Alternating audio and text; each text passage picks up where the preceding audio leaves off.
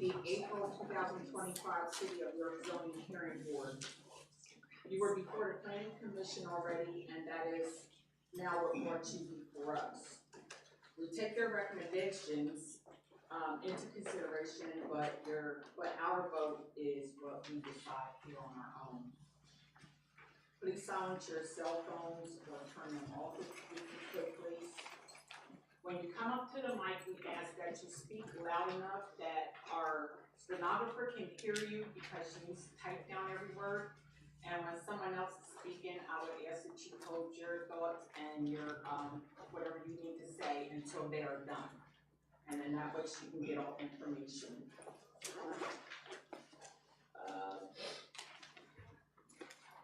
I'll go ahead and do the introduction of the board. To my right and your left is Blake Klein, Adam Nugent, Nick Holman, Franklin Williams, and my name is Sina Jenkins.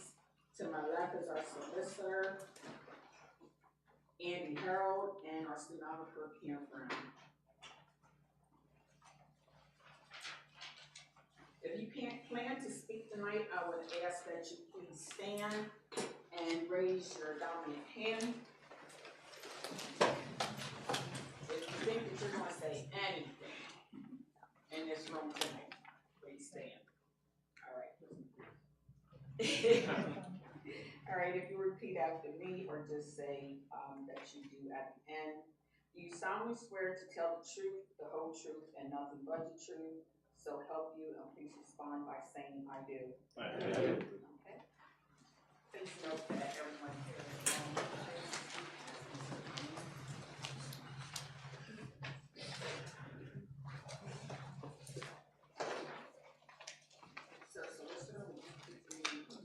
Sure. The first case is a holdover from last month. This is case number 5-2025-Z-V-SE.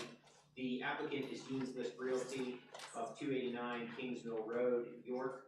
The owner of the subject property is also Dean's List Realty, and the subject property is located at 1237 to 1239 Roosevelt Avenue, which address is located in the EC Employment Center District's zoning district, City of York. By way of reminder, the applicant is seeking 4 variances related to expansion of a non-conformity, dimensional variance related to a parking lot, a variance for rear setbacks of an existing non-conformity, a variance regarding side setbacks of an existing non-conformity.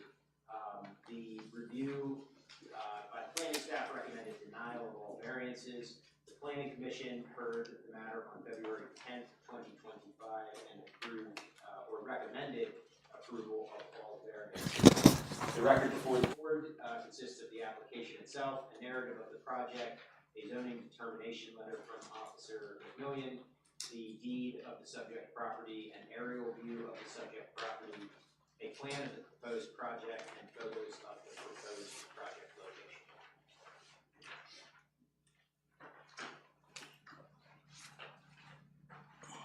How you doing? So I did go to the meeting on, okay. Please state your name. Ross Dean, 298 Kings Mill Road, Dean's List Realty. So I did attend the meeting on Monday. I know he said February, but we was at the meeting for the amended parking. We put in for a waiver of the parking.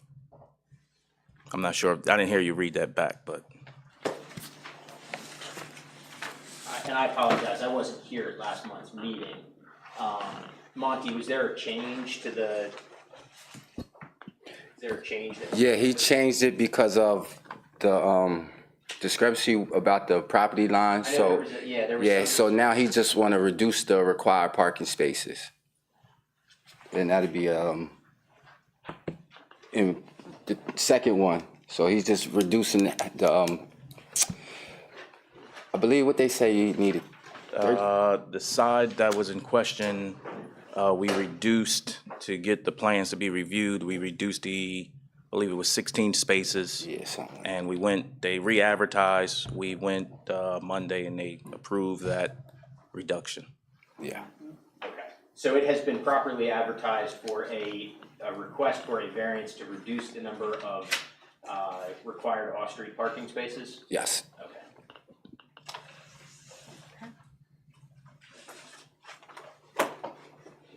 And that's basically the only change you had since. Correct, that was the last main, visit. the main issue from last time, correct. Is the lawyer here from, No, Yeah, so if I may, Charmaine Nyman, Stacy McNeil, Barley Snyder, Charmaine Nyman is my associate who's primarily handling this. I'm here in her stead this evening. We're really not actively necessarily opposing the variance. I do understand that there is a dispute, a private dispute related to this property issue. I believe that with certainly the variance from the parking spaces, that should allow the plan to be revised to remove those parking spaces off of the disputed property.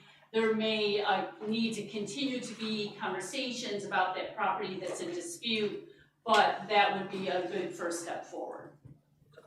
thanks. Thank you. Thank you.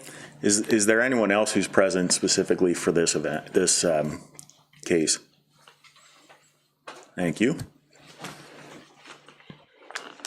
Any questions up here?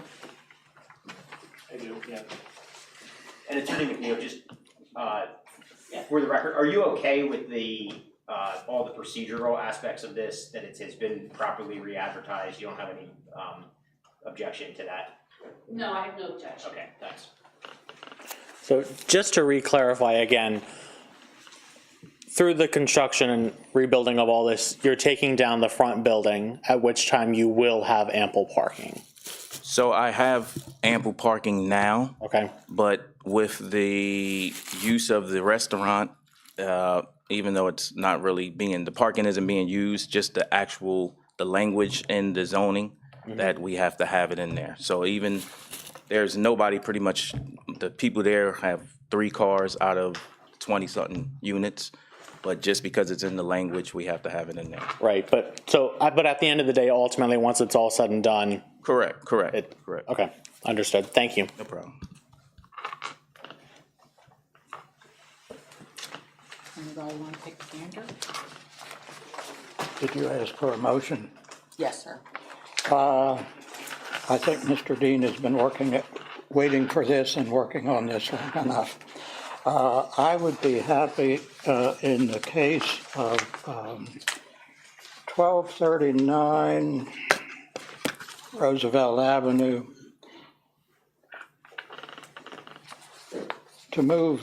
to approve the variance for an expansion, alteration, or replacement of the nonconformity as defined in section 1306.01, point C, point 2, parenthesis C, in the EC zoning district. Sorry. I'll second. Motion to be approved by Franklin Williams, and that was seconded by Adam Nugent, calling for the vote. Who's down there? Lester. No, Klein. Klein. Aye.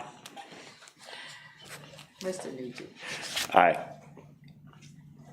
Mr. Coleman. Aye. And Mr. Williams. Williams, aye. And myself, aye. Also, in the case of 1239 Roosevelt Avenue, I move to approve the variance for off-street parking requirements as defined in section 1304.01, point 4, point 05, point 002, parenthesis D. And Monty, just to clarify, this is reducing it from what to what? That's what I was trying to figure out. I believe it was, hold on.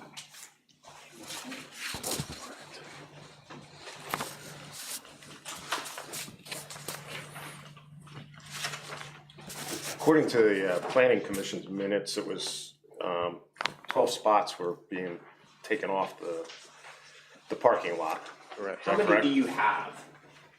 I have over 52, You have over 52? correct. Okay, so I would do it to approve no less than 52 parking spaces. That's with the 12, though. Oh, then 40. Sound good? In the motion, Yes. and it was what? No fewer than 52? 40. No fewer than 40. So moved Second. and seconded. Okay, so it's been moved by Franklin Williams and second by Adam Nugent, calling for the vote. Blake, Aye. Adam, Aye. Nick, Aye. Franklin, And Williams, aye. and myself, aye. Also regarding 1239 Roosevelt Avenue, case number 5, I move to approve a variance for rear setback as defined in section 1303.14 in the EC zoning district. And Mr. Williams, because this is both in the same section, if you want to make these, if you want to handle these both at the same time, I'm okay with that. One motion for both setbacks? Because they're both in the same section of the code. Good. There's a rear and a side. And also to approve the variance for the side setback as defined in section 1303.14. I'll second that. It has been moved by Mr. Williams and second by Mr. Nugent. Calling for the vote. Mr. Klein, Aye. Mr. Nugent. Aye. Mr. Holman. Aye. Mr. Franklin. Williams, aye. Williams. And Sina, aye. You're all set? That's it. Thank you. Yeah, appreciate you. Good luck, sir. Sir Solicitor, would you go ahead and read the next? The next case is case number 9-2025-Z-B-E/SE. This case is also held over from last time. The applicant is Marino Reynoso of 424 Park Street, York, which is the address of the subject property and is located in the EC Employment Center zoning district of the city of York. Applicant seeks a variances and special exception to permit a multifamily dwelling conversion from a different use. Applicant seeks variances related to the requirements set forth for the grant of a special exception regarding density, parking, and vacancy. Finally, and definition regarding multifamily dwelling conversion. And finally, applicant seeks a special exception to permit a multifamily dwelling conversion from a different use in the EC Employment Center zone. The application was reviewed by the planning staff of the city of York. The planning staff recommends denial of the requested variances and the requested special exception. The case was heard by the City of York Planning Commission on April 14th, 2025. By way of unanimous vote, the Planning Commission recommended approval of the requested variances and the requested special exception. The record before the board this evening consists of the application itself, a July 18th, 2024 letter from Zoning Officer McMillian, the deed to the subject property, floor plans of the property, and 22 pages of photos of the subject property.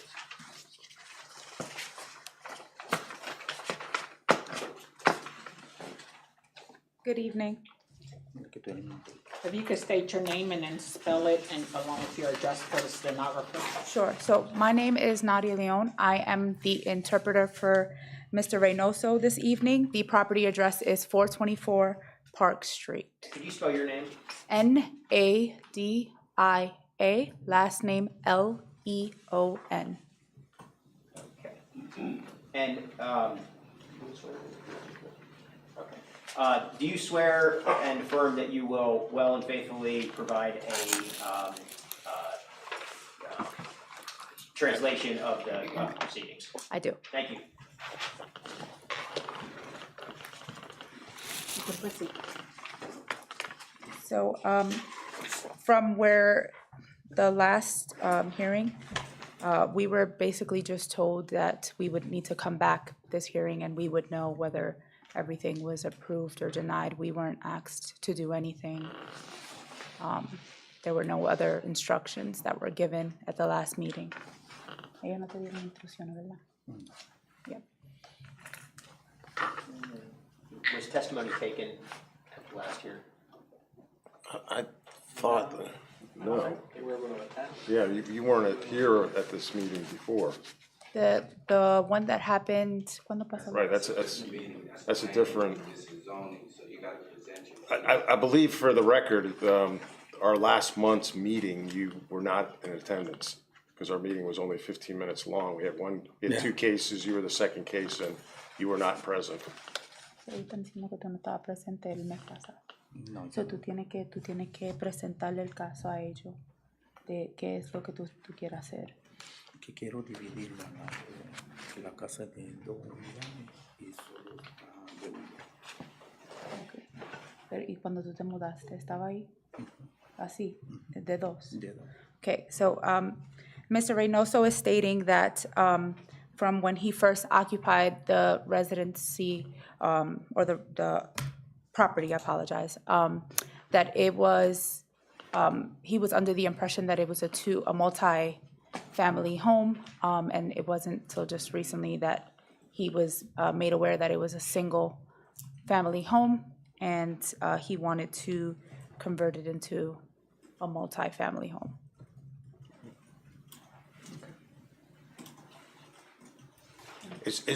How are the utilities? I couldn't see anything in the pictures.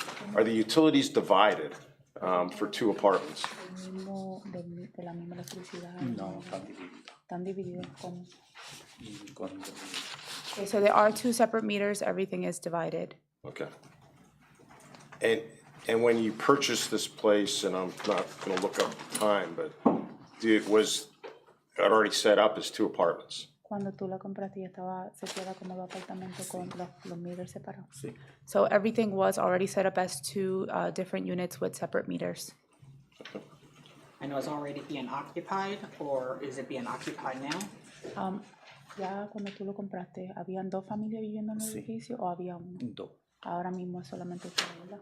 Solamente nosotros. Okay. So when he first purchased the property, there were 2 families occupying the location. There's currently only his family, so only 1 family is occupying it right now.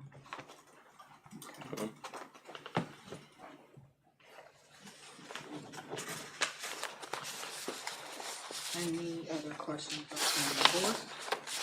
So your plan, Mr. Reynoso, is to continue to live in the property on the upper floors and rent the first floor apartment if approved.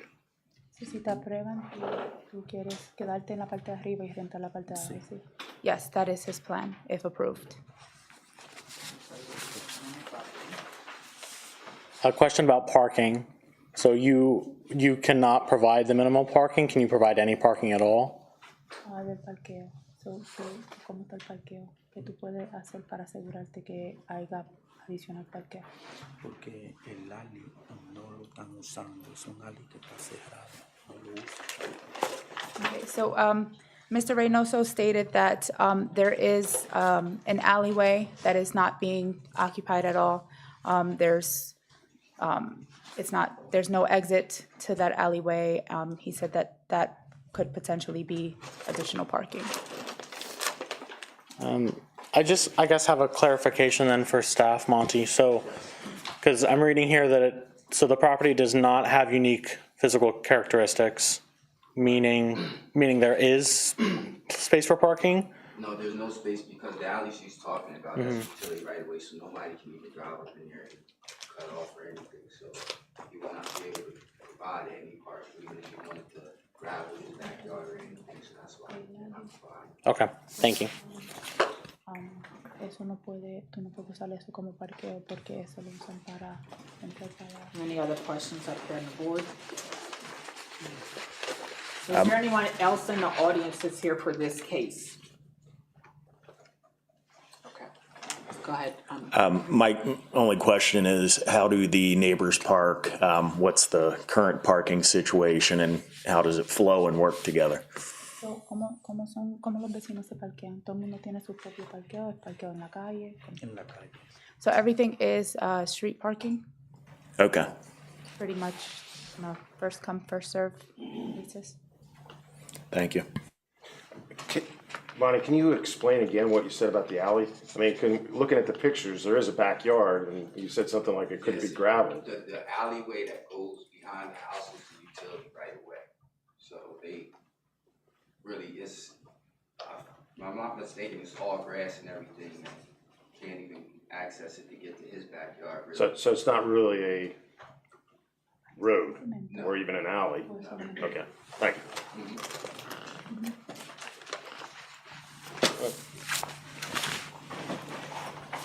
Any other questions? No. Anyone going to? Yeah, I'll move to approve a variance to the definition of multifamily conversion from a different use as defined in section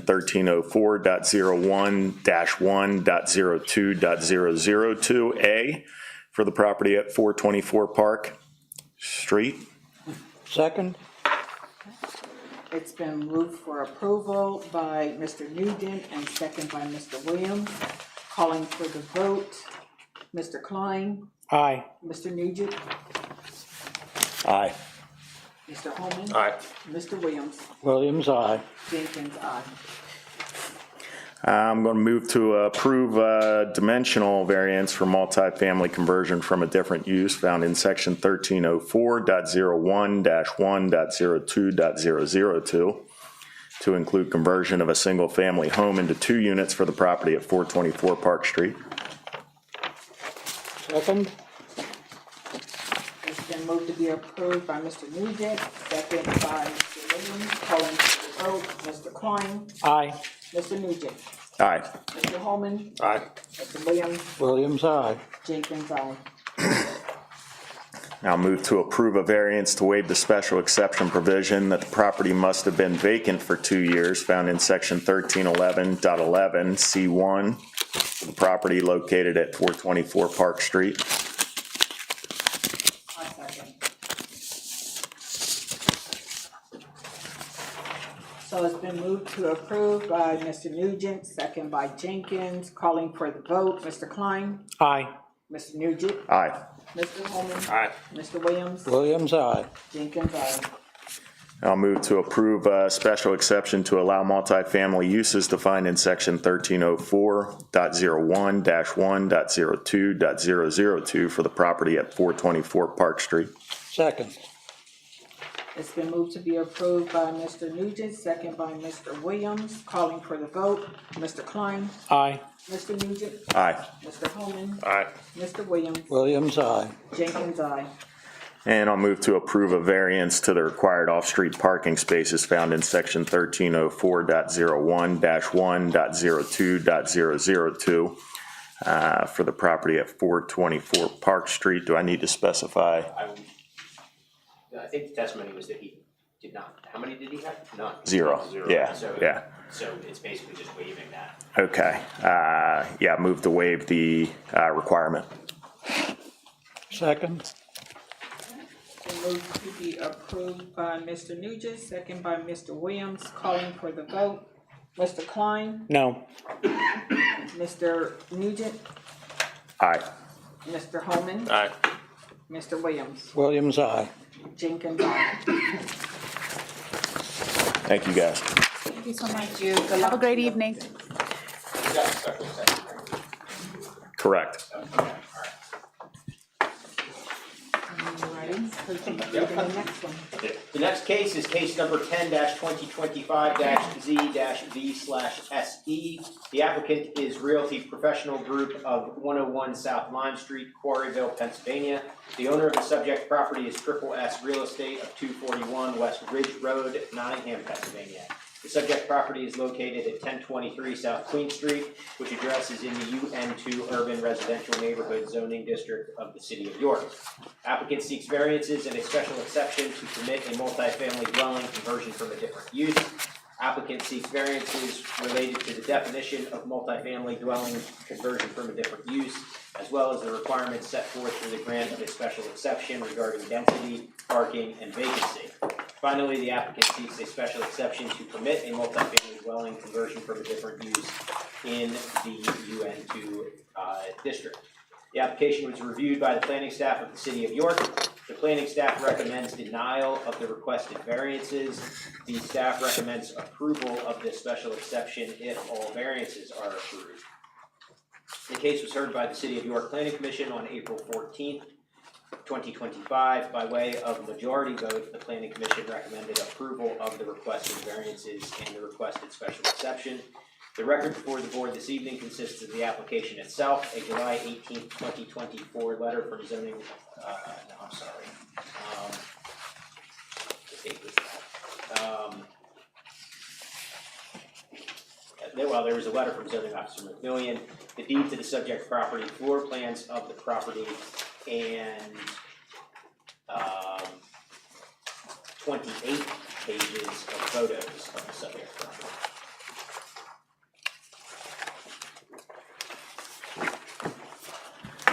Just before we get started, is anyone specifically here for this case? Thank you. Good evening, Adam Lewis with Realty Professional Group. Monty, I'd like to touch base. Remember on Monday, there was a typo on the paperwork. You have it under the recommendations number 2 as a 2-unit, and we did the paperwork for a 3. You're absolutely correct.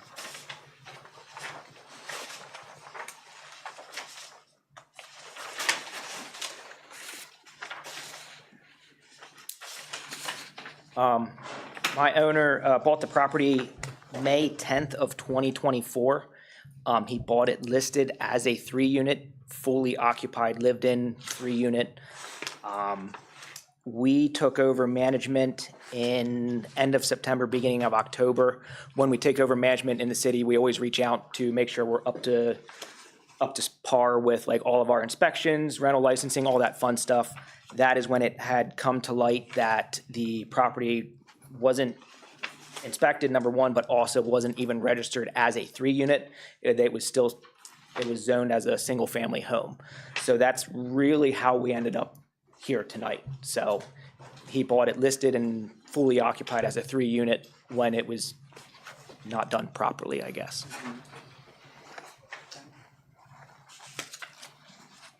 Are the utilities separated? They are not at this time. It is owner paid all utilities.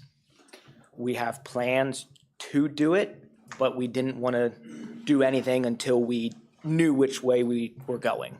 Okay. Yes. How many apartments are presently occupied? All 3. All 3 are? All 3.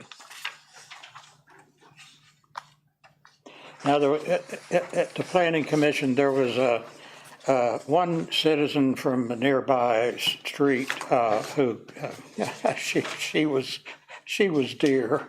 She said when people from Queen Street come and park in front of her house on Irving Street, then she has to go out and act up. I thought that I would like to see.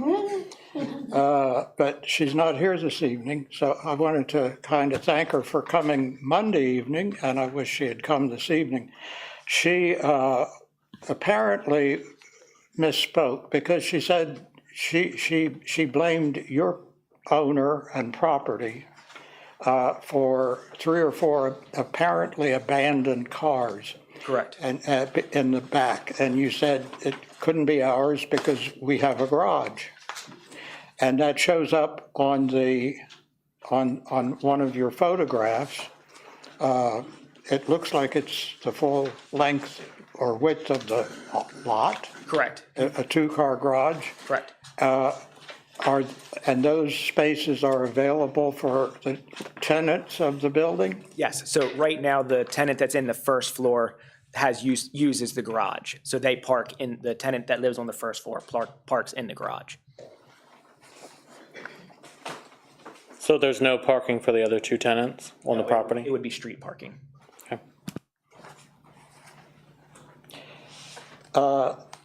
My assumption was that, and this I don't think was spelled out definitely, But it appeared to me as though probably first floor's apartment 1, second floor is apartment 2, and third floor is apartment 3. Yes, sir. And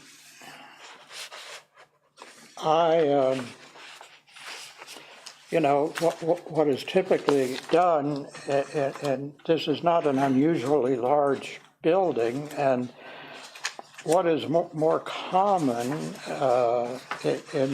in York is that the first floor is apartment 1 and the floors 2 and 3 are a larger, often usually two-bedroom apartment.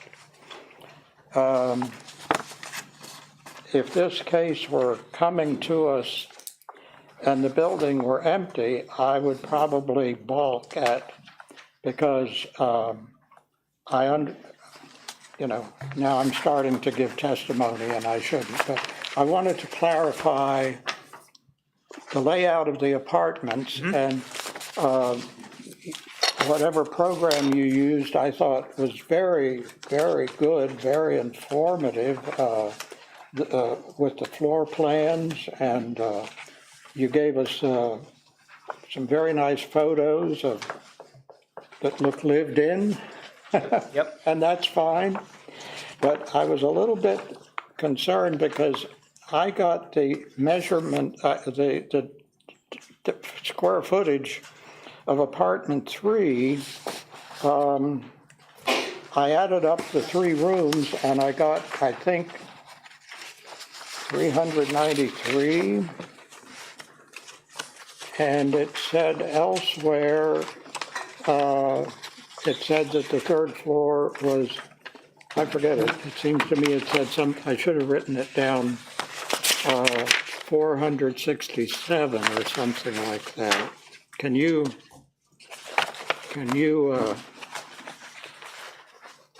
Well, according to this, the square footage is 1928 total, and on the third floor is 425 square feet. how many? 425 square feet. 425, well, that difference isn't that much. I think I added it up to 393. That was just adding the 3 rooms. I have. And it's basically an efficiency. It's the bedroom and the living room are Yeah. combined, and there's a kitchen, Yeah, so the bathroom.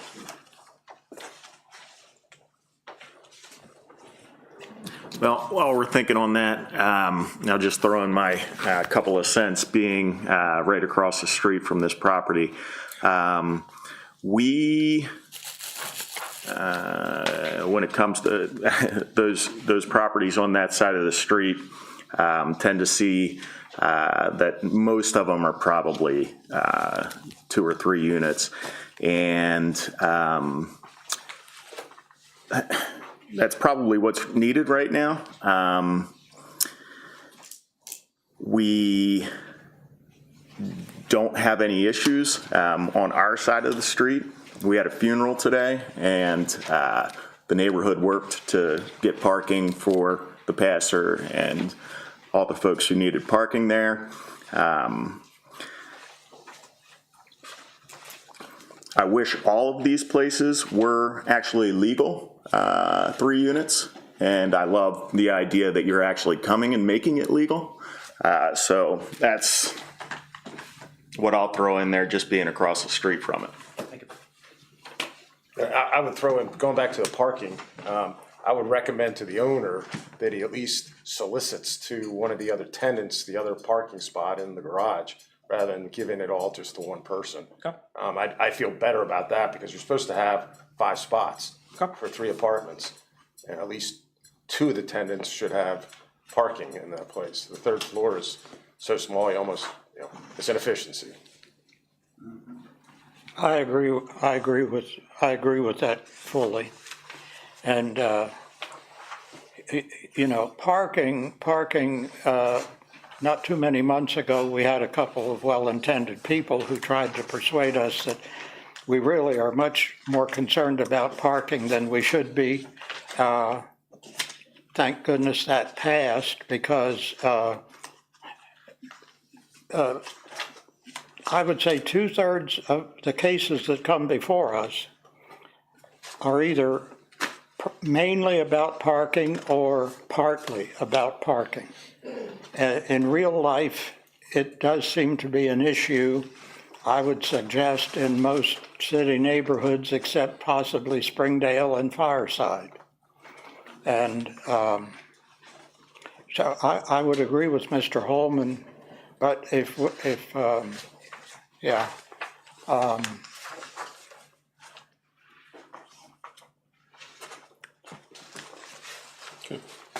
One other thing, just to point out for the record, looking at and again, I agree with Franklin, a very nice package put together. On the tax records themselves that you put in here, the copies off, I guess, a computer, it absolutely says that it is a residential, 3-family residential unit, and it even gives a code. So I just want to point that out for the record, since it was already there. Monty, was this advertised? I noticed that at the beginning, we discussed the fact that there was a discrepancy between 2 or 3 units. How was this advertised? I believe Nancy said it was advertised as 3 units. Okay.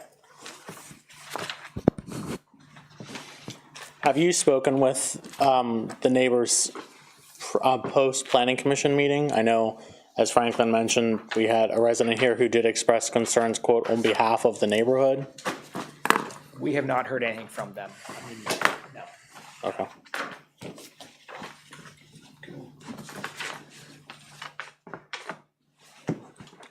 Anyone want to make a motion?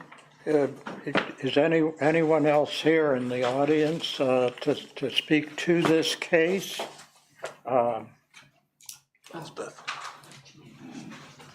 Welcome back. Hi, Elspeth Buff. I don't live in the neighborhood, but one of the questions. Would you come to the podium, or people in the TV audience will think you're a mime? Hi, Elspeth Buff, 19 South Pine Street. One of the things that I used to pay attention to was when a neighborhood or an area was designated single family, and we had people requesting to convert them into multi-units. One of the issues was density, and I remember one thing we did with a block of King Street was we looked to consider, do we have too much? And so if there were some single family beside a multi-unit, single, multi, that there was a mix, we took that into consideration to see how much it was going to change the density. And so this is perhaps a question for Monty. I don't know if he'll know the answer right now. That whole block or section of houses, do we know if they're all multi-units zoned, are they all approved multi-units, or is there a mix still of There's a multi mixture. and single? There's a mixture in that block. Do you know if it would be 50-50 or? I'm not sure percentage-wise, but I know, because I drive past that block a lot, there's a lot of houses there. It can be like 2-3 houses are multifamily, then a single family, then 1 single family, then 2 multifamily. So it's a crazy mixture over there. Okay, I just think that that's important to keep that into consideration. Thank you. Thank you.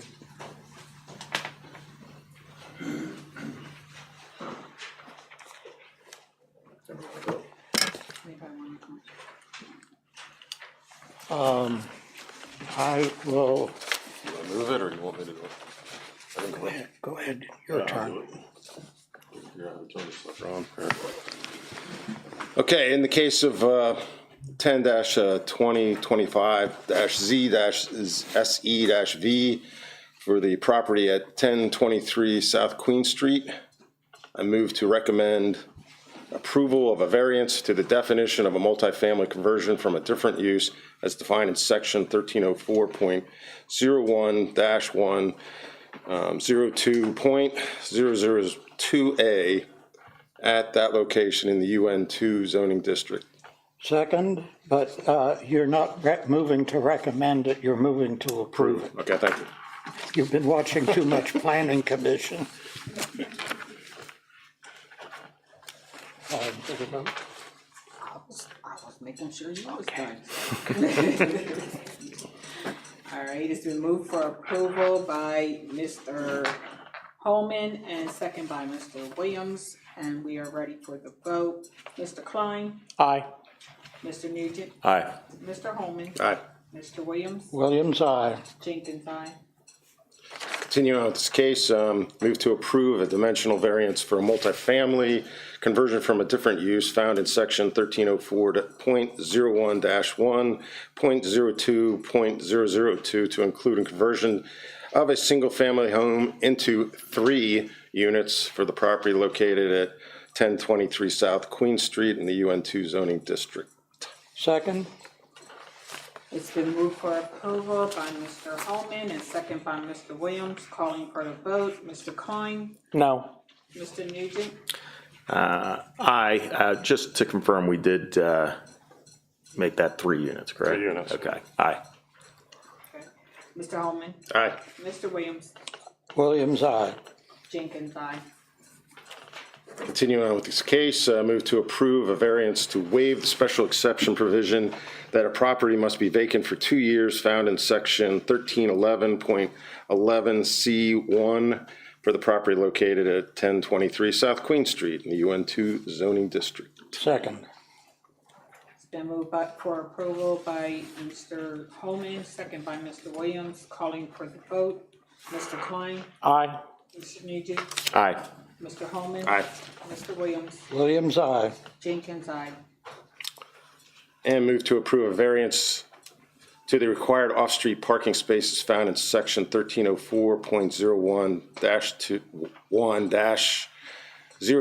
1304.01-1-02.002 for the property located at 1023 South Queen Street in the UN2 zoning district. And should we point out that there's 2 spots available? So it would be reduction. Reduction from 5 to 2. 5, yeah, okay. Second, It's been moved for approval by Mr. Holman, second by Mr. Williams, calling for the vote. Mr. Klein, No. Mr. Nugent, Aye. Mr. Holman, Aye. Mr. Williams, Williams, aye. Jenkins, aye. And lastly, same property, same case, move to approve a special exception to allow a multifamily use as defined in section 1304.01-1.02.002 for that property in the UN2 zoning district. Second, It's been moved for approval by Mr. Holman, second by Mr. Williams, calling for the vote. Mr. Klein, Aye. Mr. Nugent, Aye. Mr. Holman, Aye. Mr. Williams, Williams, aye. Jenkins, aye. Appreciate you. Appreciate it. Mr. Solicitor, could you please read the next case? The next case is case number 11-2025-D-V/SE. The applicant is Heather Rainier of 1542 East Market Street. The owner of the subject property is Jacques Marcelin of 725 West Princess Street. The subject property is located at 727 West Princess Street, which address is in the UN2 Urban Residential Neighborhood Zoning District of the City of York. Applicant seeks variances in the special exception to permit a multifamily dwelling conversion from mixed use. Applicant seeks a variance related to the definition of multifamily conversion, as well as the requirements set forth for the grant of a special exception regarding density, parking, and vacancy. Finally, the applicant seeks a special exception to permit a multifamily dwelling conversion from a different use. The application was reviewed by the planning staff of the City of York. The planning staff recommends denial of the requested variances. The staff recommends approval of the requested special exception if the variances are approved. The case was heard by the City of York Planning Commission on April 14th, 2025. By way of unanimous vote of those members voting, the Planning Commission recommended approval of the requested variance and the requested special exception. The record before the board this evening consists of the application itself, 2 pages of site plans of the subject property, a lease agreement, the deed to the property, and 5 pages of pictures of the subject property.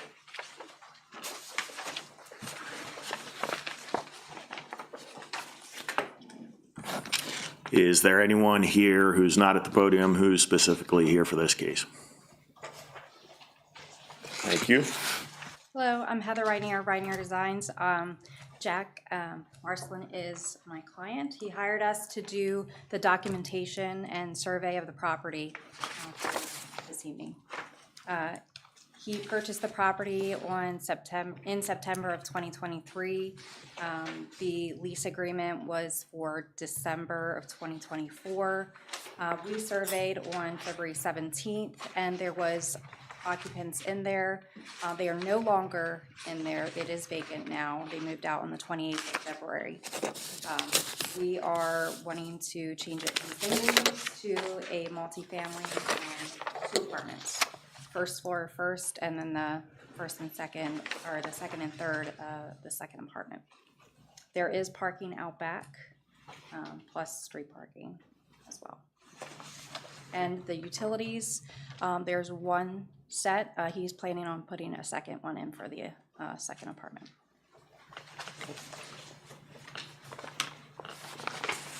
Is the property occupied presently? The lease, The lease doesn't matter. She said that the guy's gone. yes. Okay. He didn't stay very long. No. No, they were directed to leave, so they were moved out on the 28th of February. The floor plans you have here, are they the current, what the building looks like? So it actually is already divided up into what it is? Yes. Okay. Because I thought it said existing, and it does say existing, and, We measured on February 17th. That is. okay.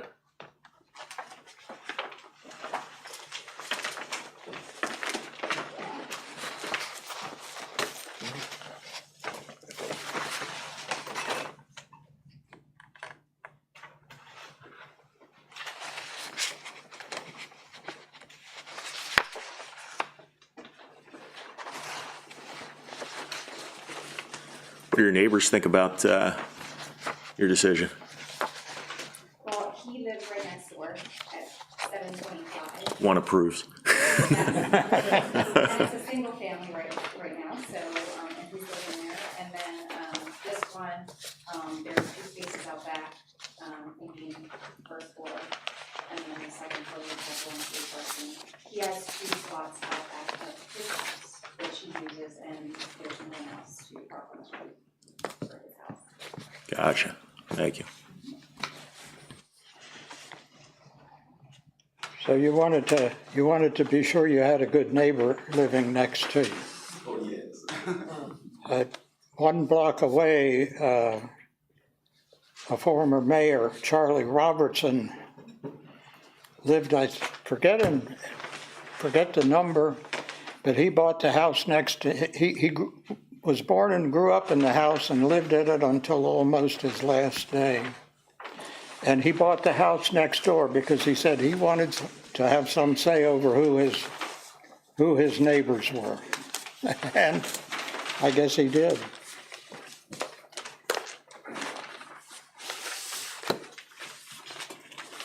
Any other questions up here?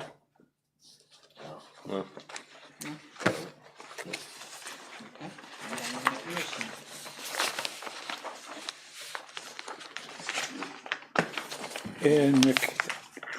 Any other comment? No. I will, in the case of case number 11-2025-Z-SE-V regarding 727 West Princess Street, I move to approve a variance to the definition of multifamily conversion from a different use as defined in section 1304.01-1-02-00 or .002A. I second. Has been moved for approval by Mr. Williams, second by Jenkins. Calling for the vote, Mr. Klein, Aye. Mr. Nugent, Aye. Mr. Holman, Aye. Mr. Williams. Williams, aye. Jenkins, aye.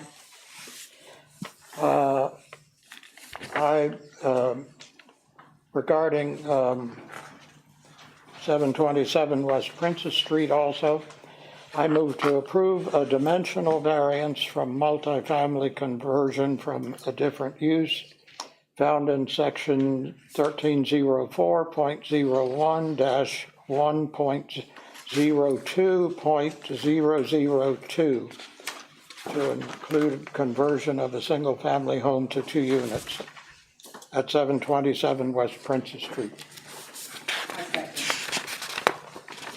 It has been moved for approval by Mr. Williams, second by Jenkins. Calling for the vote, Mr. Klein, Aye. Mr. Nugent, Aye. Mr. Holman, Aye. Mr. Williams. Williams, aye. Jenkins, aye.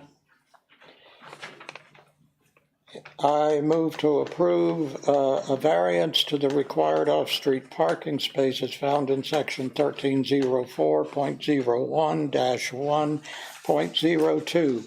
1304.01-1.02.002 for the property at 727 West Princess Street in the UN2 district.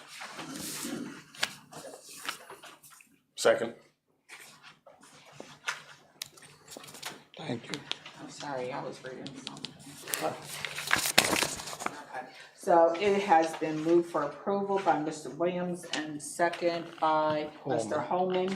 Calling for the vote, Mr. Klein, Aye. Mr. Nugent, Aye. Mr. Holman, Holman, aye. Mr. Williams. Williams, aye. Jenkins, aye. I move to approve the special exception to allow multifamily use as defined in section 1304.01-1.02.002 at 727 West Princess Street. Second. It has been moved to be approved by Mr. Williams, second by Mr. Holman. Calling for the vote, Mr. Klein, Aye. Mr. Nugent, Aye. and Mr. Holman. Holman, aye. Mr. Williams, Williams, aye. Jenkins, aye. Thank you. So that's fine. Good luck. Bonsoir.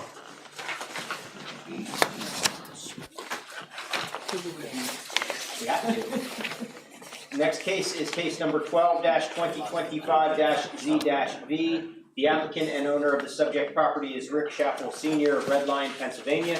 The subject property is located at 512 Prospect Street, which address is located in the UN2 Urban Residential Zoning District of the City of York. Applicant seeks variances to permit the use of the subject property as a rooming house. Specifically, the applicant seeks variances related to off-street parking, owner occupancy, and minimum room size. The application was reviewed by the planning staff of the City of York. The planning staff recommends denial of the requested variances. The case was heard by the City of York Planning Commission on April 14, 2025. By way of unanimous vote, the Planning Commission recommended approval of the requested variances.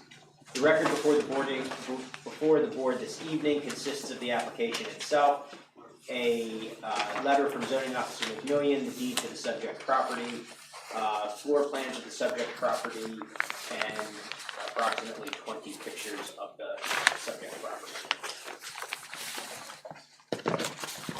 Is there anyone here specifically for this case? Thank you.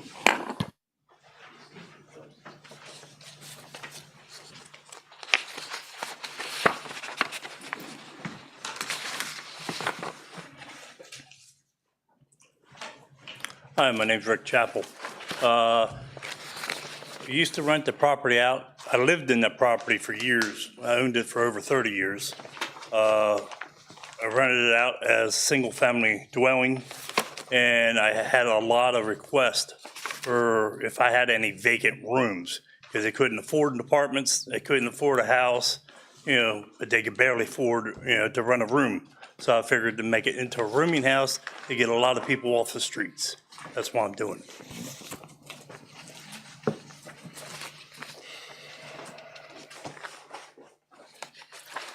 Question?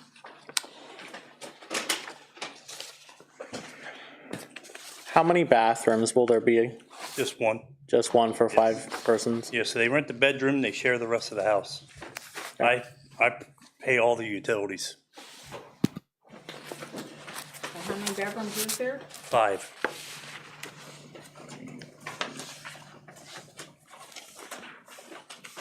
Is there, I see from what I can make out on the plans, that the sizes of the rooms vary.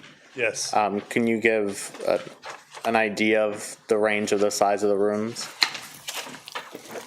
And just to add into that, our when we receive, we can't really read the tops of the photocopy pictures. So if you could fill us in with some numbers, first floor, second floor, and third floor, all the tops are just missing what you can see. You can see the bottoms. And I've got basically 208, looking at the third floor, 208 square feet, 210 square feet for the other room on the third floor. 225 feet for room 3, room 2 is 150, and I have no idea what is the first room, which I assume is on the second floor. My copies look fine here. If you just want to look at these, they got the, well, some Well, I of mean, them. I'm just saying, sir, that the copies we got are just not there. I'm Okay. sorry. Yeah, so if you can just fill us in with the numbers, that'd be great. And then really, the only one I need is the first floor, front room, whatever that is. I think First that's maybe where floor. the kitchen is. That back one would be the kitchen. The front's the living room, which is kind of hard to see also. I see what you're, okay, there's a double, the very front part of the house on the first floor, you have the living room. It's 9 by 12. And then you have a dining room that's 10 foot 7 by 15 foot. And then the kitchen, I almost know that by heart, that's 12 by 16, if that's my knowledge. Okay.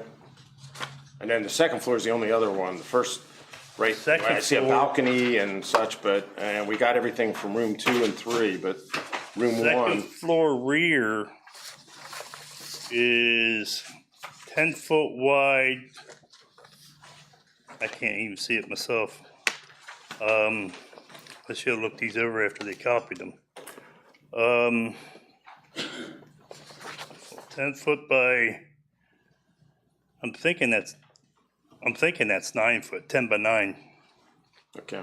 And then middle room of the second floor, you got the bathroom, which is 6 foot by, is it 6 by 6?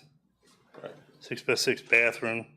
And then middle bedroom is 9 foot 11 by 15.4.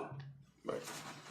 And then the front room is 15.5 by 14.6. Yep. I have a question for staff then, I guess, Monty. So is there's no requirement for minimum number of bathrooms for rooming houses? No.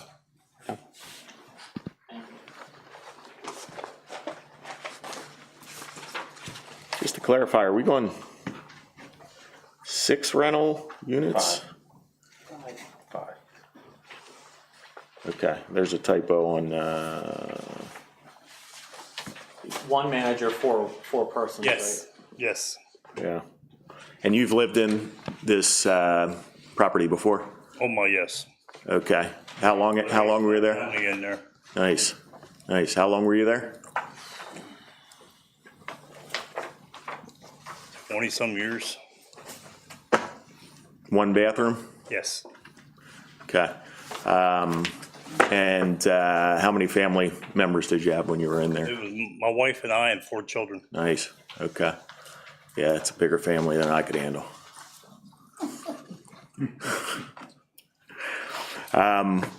How'd you like the neighborhood? How did it feel in terms of will it be accepting to a Yes. 5-unit rooming home? Properties on that block. You have 5 properties on that block? Yes. Gotcha. Okay. And what's the makeup of those properties? The single family. Single family? Yes. Okay. All right. Plan to keep all those single family? Yes. Okay. Have you operated a rooming house before? Yes, I didn't know that I had to get approval to operate it now. So I was operating as a rooming house for the past year without any problems. I ain't complained or nothing. And then I came to I was advised that, it's supposed to be licensed. Well, I'm paying license. I was paying the license every year and having an inspection twice a year. And it never had an issue. And then all of a sudden, no, I gotta have a license for a rooming house. Well, I didn't know that. So now now it's vacant because I made everybody move out. Everybody's wanting to come back once I get it approved. So you like some people have a trial marriage, you had a trial rooming house operation. Yes. And you say with no problems, or at least no serious problems. So I would gather from that you were somewhat selective with who you Yes. moved in. Yes. That's the first step. Yes. And I guess I have to tell you that we've made people come back a second time for less cause than these 4 copies, but Don't worry about that. if my colleague to my right is he was able to make it work, then I'm not gonna complain. So you've developed a way of handling, of managing. I mean, there's 1 kitchen Yes. and I guess 1 refrigerator? 2. 2? Yes. 2, okay. So, well, I take you at your word. You are sworn. When you said you've operated it for a year and no serious problems, and probably not everybody who tries their hand at it can say that honestly. Okay. I have another question. So you're looking to have the same 5 tenants move back in, or? If when I am ready to put people into the property, if they're wanting to come back in, I'm not going to refuse them. Do they all have vehicles? No. Okay. No. Actually, 1, 2, 3, well, none of them drive, but they have bicycles. Okay, thank you. The one thing I would say is the rooms are really tiny. I mean, the one is 90 It's a square. normal rooming house. It's a normal rooms in the city. I know, but our rules call for 250 square feet is the minimum in a rooming house. And by definition, the owner is supposed to be living in the house. By definition, you're supposed to have 4 parking spots for your tenants. So we're giving you a lot of leeway on this thing. And I just want to point out that 90 square feet is not very big room. 150 is getting a little better. 225, 210, and 208. You have 3 that are pretty close. One of the things just to consider is maybe make it a 4-bedroom or 4-person room, and that front room that's only 90 square feet is used for something else, storage for your people. I know you're trying to help the homeless, but 90 square feet is pretty tiny. Thank you. Would you agree. give, I'm sorry, sir. But we had an applicant several years ago who said that she apologized to a potential renter for the small size of the room, and he said, ma'am, when you're moving from under a bridge. I hear you, yep.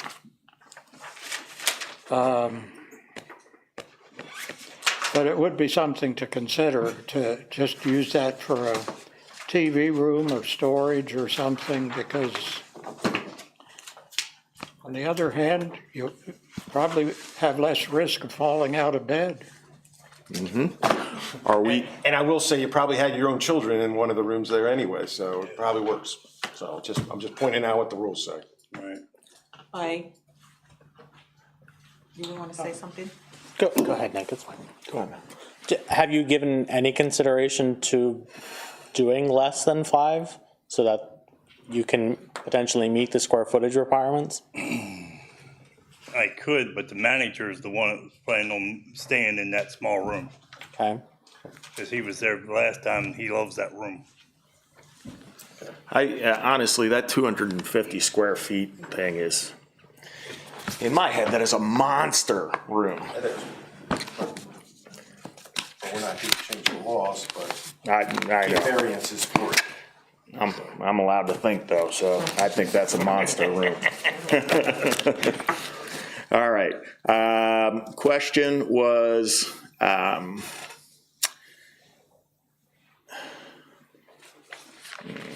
lost it. All right, no question.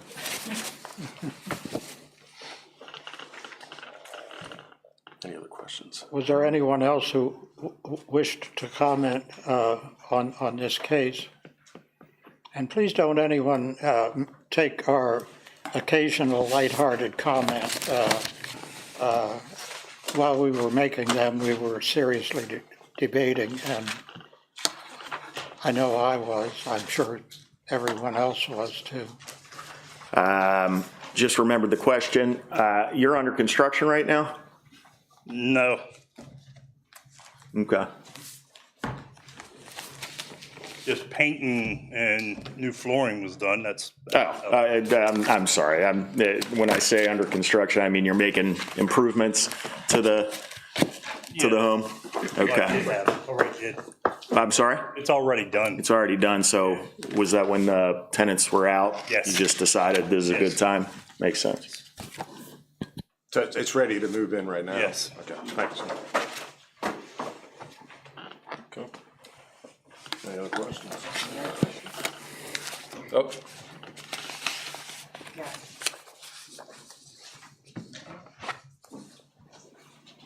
And Ms. Buff, I know you were on the last case as well. Can you just clarify on all of these? You're appearing here in your individual capacity, not as a member of the council? Okay. Hi, my name's Elspeth Bupp, 19 South Pine Street, appearing as just a resident. They're asking for a waiver of the 4 parking spots. I wondered how many parking spots are available in the back, if any, because it looks like there's a lot of space back there, but maybe it's not anything available. There's an alley back there where people are able to park. And you said you owned several other houses. Are they in the same 500 block of Yes. East? So you do know the neighborhood, and I was just curious about that. Thank you. I think our documents say you can provide 2 parking spaces. Is that? Right up back in the alley. Thank you.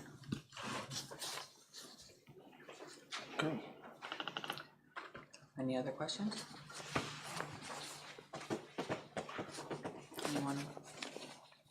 In the case of case number 12-2025Z-B regarding 512 Prospect Street, I move to approve a variance that each room be larger than 250 square feet as defined in section 1304.02-7.17.B1.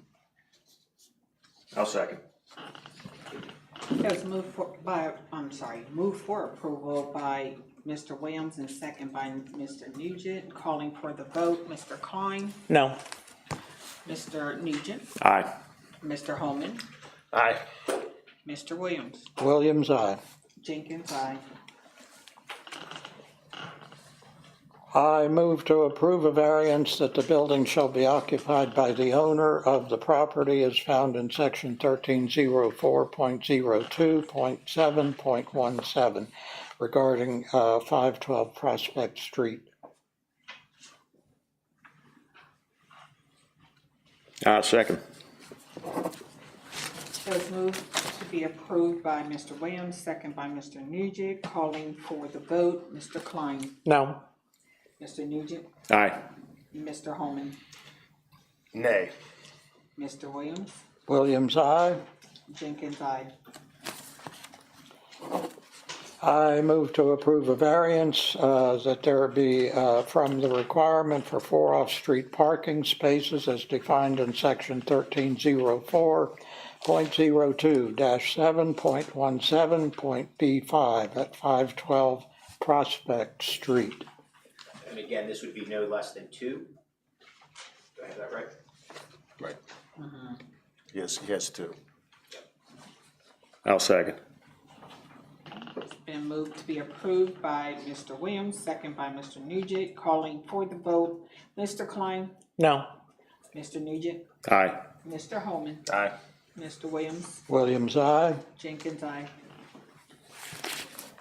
And I move to approve a variance to allow a rooming house as defined in section 1304.02-7.17 at 512 Prospect Street. I'll second. It's been moved to be approved by Mr. Williams and second by Mr. Nugent. Calling for the vote, Mr. Klein, No. Mr. Nugent, Aye. Mr. Holman, Aye. Mr. Williams, Williams, aye. Jenkins, aye. Thank you. Good luck Thanks. to you. Thank you very much. Mr. Solicitor, could you? Moving on. Do Do we need a break? we need to take a break? Or not? Anybody? We're on a Keep roll. going. Get a crowd. Ready for these? Solid. The next case is case number 13-2025-Z-V. The applicant is Jeffrey Gettle Esquire on behalf of the school district of the city of York. Mr. Gettle has a business address at 13 East Market Street, York, Pennsylvania. The owner of the subject property is the city of York School District, which has a business address of 31 North Pershing Avenue. The subject property is located at 250 East Market Street, which address is located in the UN2 Urban Residential Neighborhood Zoning District of the city of York. Applicant seeks variances to permit an educational facility at the subject property, a use not permitted either by right or by special exception in the UN2 zone. The application was reviewed by the planning staff of the city of York. The planning staff recommends denial of the requested variance. The case was heard by the City of York Planning Commission on April 14, 2025. By way of unanimous vote of those members voting, the Planning Commission recommended approval of the requested variance. The record before the board this evening consists of the application itself, a February 3rd, 2025 letter from Zoning Officer McMillian, an agreement for sale of the subject property, floor plans of the subject property, and pages, and many pages of pictures of the subject property. Thank you, Attorney Harold. Jeff Gettle, Solicitor for the School District of the City of York. Just a clarification, I believe you were reading that this is an application for a variance? This is an application for a special exception.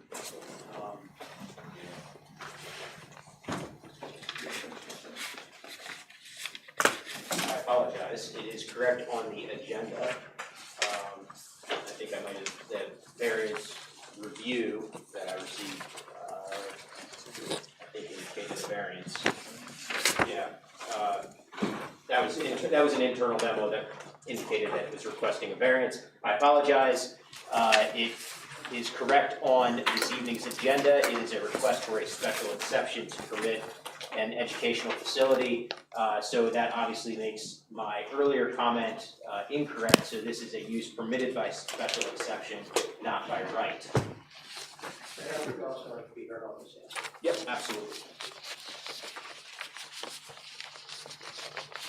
I'll try to streamline this presentation as much as possible. However, I will, in order to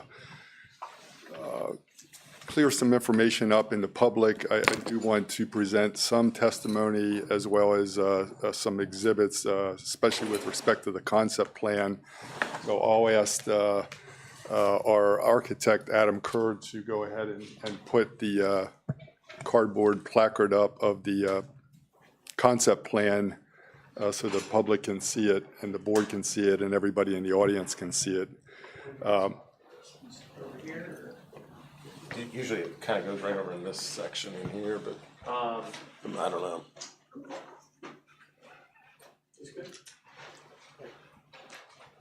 I mean, we have all that stuff, we right? have all that. You may Yeah. want to Yeah, maybe, point it to the audience. yeah, maybe. perhaps if you could actually go over there, I'm sorry. Okay. Yeah. And Mr. Klein, if you need to move to see it, you're. I have the document, thank you. I have Dr. Andrea Barry Brown with me tonight, as well as she's the superintendent of schools, as well as Mr. Sean Hain, who's the business manager. I also have Joan Mummert, who's the president and CEO of York County History Center. And just for clarification purposes, York County History Center is currently the legal owner of the property. The school district is the equitable owner of the property because we have it under a contract for sale pending these proceedings. I also have Mr. Adam Kerr, who's with EI Associates. The general areas I'm going to try to cover to just again clear or complete the record is the current use of the property, and then the proposed use of the property by the school district, and then the building layout or the building design. One item to clear up before we begin, everybody that's going to testify tonight was here and was sworn in earlier. However, Dr. Barry Brown was not present when the swearing in occurred, so I'm going to ask her to be sworn in at this time. Come forward. Thank you.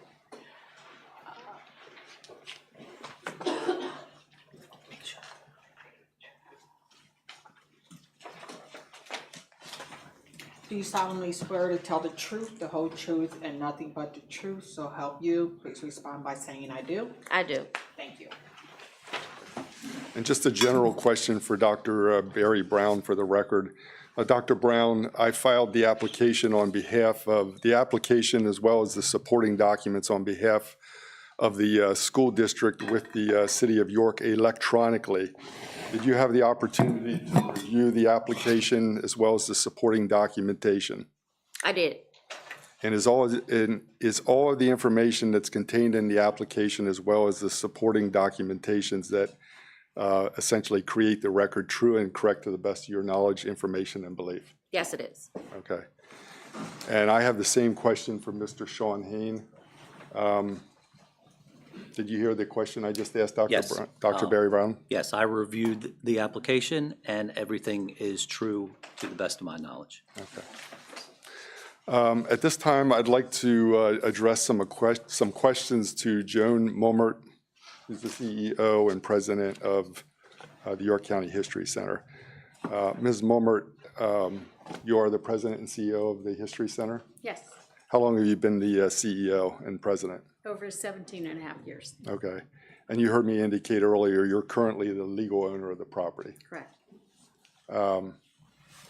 How long has the History Center owned and operated its business at that location? Since 1958. Okay. And you acquired the property in 1955, is that correct? Correct. It came to us by our donation. Okay. And since 1958, you've operated at that location continuously? Yes. Ms. Mummert, could you move a little bit closer to the microphone, please? Thank you. Are you still using the building? Are you still operating out of the building? We are. Okay. At this point in time, it's just the collections being categorized or inventoried, is that correct? Yes, although we do have an event there tonight. Okay. What's the primary mission or charitable purpose of the History Center? Education of the community, schools, using our collections, historic buildings, and historic properties. Okay. And can you describe for the board the ways and means that education is carried out and has been implemented by the History Center when it was at that location? Absolutely. So the History Center does school tours for schools throughout York County and beyond York County in that property. We've held symposiums, lectures, a series of lectures, family days, all types of educational activities for the entire time that we've occupied that building.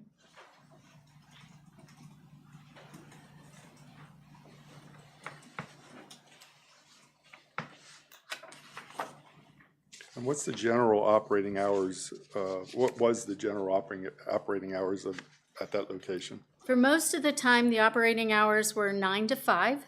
Occasionally, we would have evening, 9 to 5 Tuesday through Saturday. We would have evening programs periodically that would wrap up about 10 o'clock, unless we had a rental, and that would go much later. Okay. And when you were talking about the educational programming, can you describe some of the different types of educational programming that you had at that location? We do traditional school tours. We've done family days where we bring families in for a variety of activities. We also host symposiums for our community, demonstration days.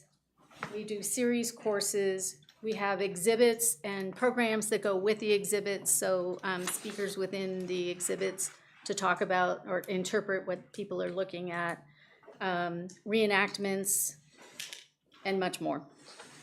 And that all has to do with teaching the public and school children about the history of York County? Yes.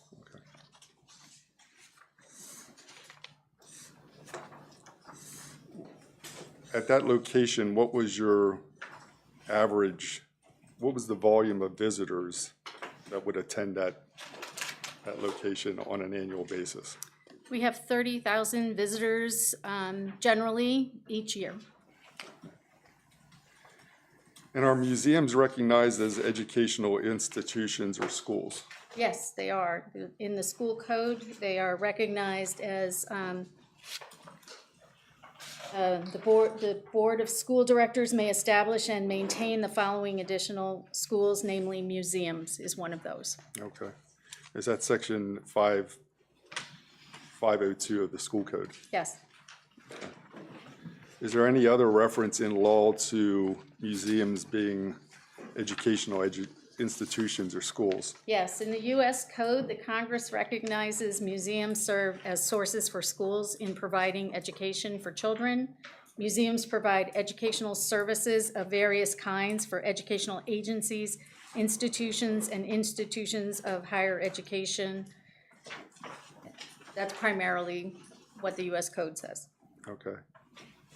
And is that section 1221-2 Yes. of the U.S. Code? What about alliances or councils of museums? What do they say about museums as educational institutions? In the United States, we have the American Alliance of Museums. They are the defining organization for all of our work. And they emphasize that museums should be seen as institutions of public service and education with a commitment to excellence. And then we also have the International Council of Museums that also defines museums as a nonprofit permanent institution in service of society and of its development open to the public, which acquires, conserves, researches, communicates, and exhibits for the purpose of study, education, and enjoyment. Thank you, Ms. Mummer.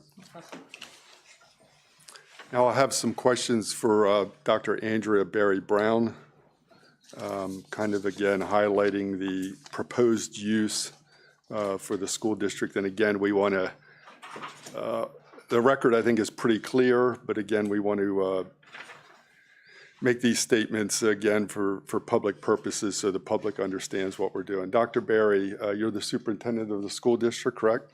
Correct. And how long have you been superintendent? 6 years.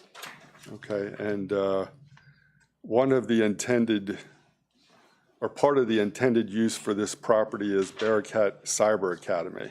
That is correct. Can you generally describe what the Bearcat Cyber Academy is? The Bearcat Cyber Academy is a cyber school where students do not attend in person on a daily basis, but rather are taught via asynchronous and synchronous instruction.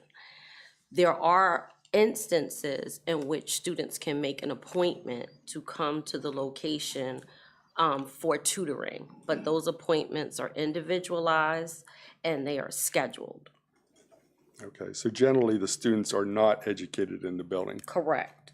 Okay. At the current time, the cyber program for the school district Do you recall how many students approximately there are in the program? There are approximately 266 students, Okay. and that's K to 12. Okay. And given the nature of the cyber program, there will be no, what we would call morning drop-offs or afternoon pickups of students, correct? No, sir, That you would have in a traditional school? no. Okay. The only drop-offs that would happen would be scheduled appointments, and they would be few and far in between. Right. On average, we have about 12 a year. 12. 12 scheduled tutoring sessions a year, on average. Oh, okay, okay. The average, the average daily attendance for the Bearcat cyber program is about 19 total visitors per day, is that correct? About, yes. Okay.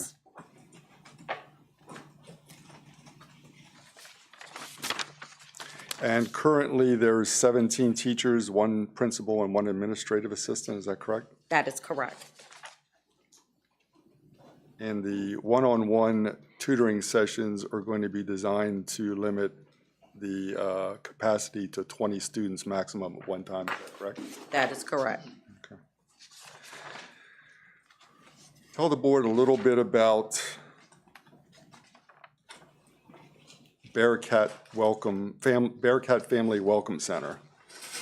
So the Bearcat Family Welcome Center is a location where the school district welcomes new families whose second language is not English generally, or families that are new to the area that need support and assistance. That location houses our registration people, as well as ELD folks to test students for proper placement. It also has a resource center for supplies for students and families when they first come to the school district. So welcome packets, backpacks, school supplies, grocery bags, etc. So it goes beyond the school system, it's helping them with community support. Absolutely. And was that program recognized by the state? That program was recognized by the state in this school year, the 24-25 school year. The Pennsylvania Department of Education came down and brought an entire team to tour the area, as well as give us accolades for its structure, its purpose, its meaning, and have encouraged us to allow others to come see it, to mimic the program across the state. Okay. And is it correct that there'll be 2 staff members assigned to the building for that program? That is correct. Can attendance for that program be controlled in any way?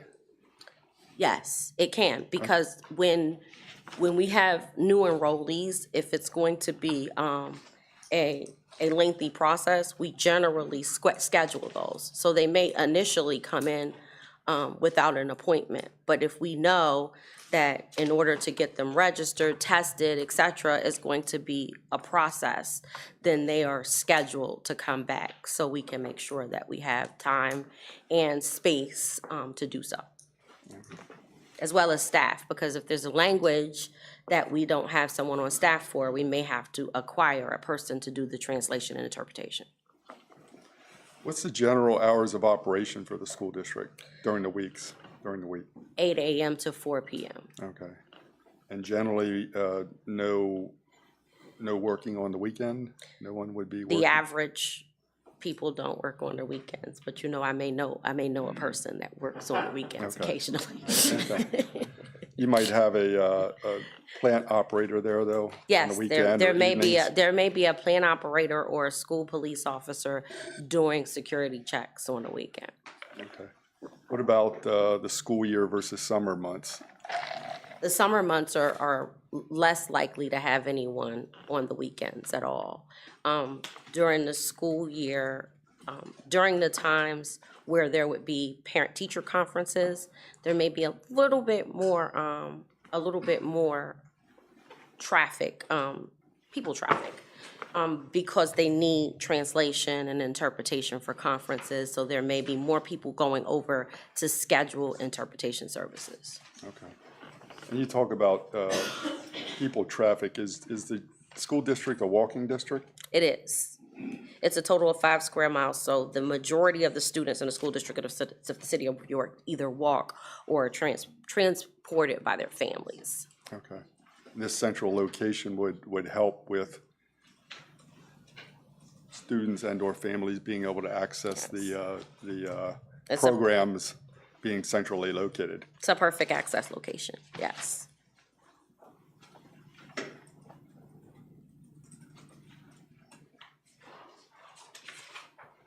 The school district's powers and duties are governed by the school code, correct? Yes. And the school code provides the school district with the power to locate, determine, and acquire real estate? It does.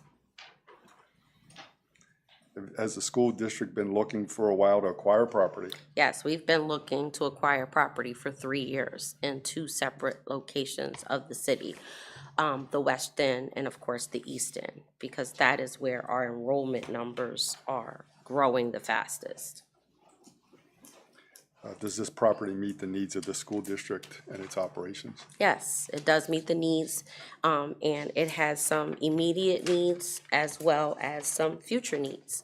But definitely it checks all of the boxes for what we need in the district. Okay, thank you. You're welcome. All right, I'm going to have now Mr. Hain and Mr. Kerr talk about the property itself. So I don't know if you guys want to go to is this the concept plan then? You need a mic. That's it. You want, should we do that from the microphone, I assume? Yeah. So Okay. I can go back. Okay. So can you, will one of you please describe where, first of all, what's showing there, that's the first floor plan, correct? Yes, so Adam Kerr with EI Associates. Our address is 2001 North Front Street in Harrisburg.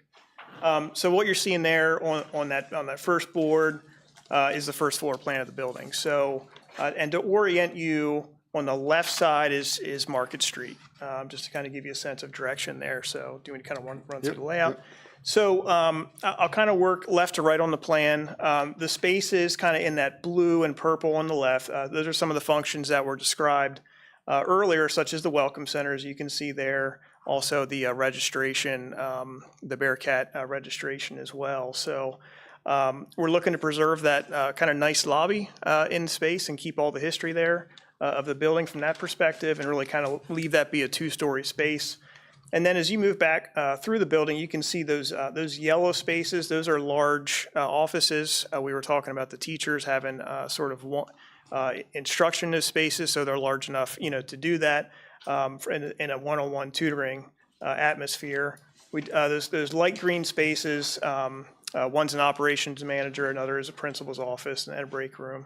And really the balance of that floor is all storage space. The one thing I would like to point out is, obviously, we're going to maintain all of the look on the 250 East Market Street side, but we have shown a new entry on the rear of the building to allow for access from that rear parking area into the building. You can see we've created a center spline of circulation there so that we can provide that. Also provide some additional handicap spaces towards the rear of the building as well. Okay, and I think you did mention the idea is the design capacity of that is that even though we have currently 17 teachers, I believe it indicates that there's 20 teacher offices, and those would then be able to hold the one-on-one tutoring by the individual teacher. Yeah, that's correct. And just as of note, there are no classrooms in the building, so there are no spaces that have any kind of capacity for more than what we're talking about here, which is essentially one-on-one tutoring. Right. Can you are you also able to speak to the idea that, I mean, that's one component of it. There's not classrooms in here that are going to be able to hold, you know, more than what we have for the capacity. But the other part of this is with a traditional school or an elementary school, you would be required to have a cafeteria or playground and things of that nature, correct? Yeah, correct. Okay. Yes. So the point is this is not a traditional school. It's more of an alternative cyber school or cyber academy. Do you have the? Second floor? Yeah. Well, yes, the second floor, and then did you also do the site plan? Why don't we look at the site plan quickly here? If you can just describe that for us. Yeah, so you can see there, now it's kind of rotated. So we kind of flipped it on you, but on the right-hand side there is East Market Street. And then, you know, kind of working to the left there's obviously the building itself, and you can kind of see it's a little bit catty-corner, but you can see then there on the left-hand side, 59 existing parking spaces are included. So the access, you know, to the rear facility will be across Mason, and of course, you know, there will be access provided along Market Street as well.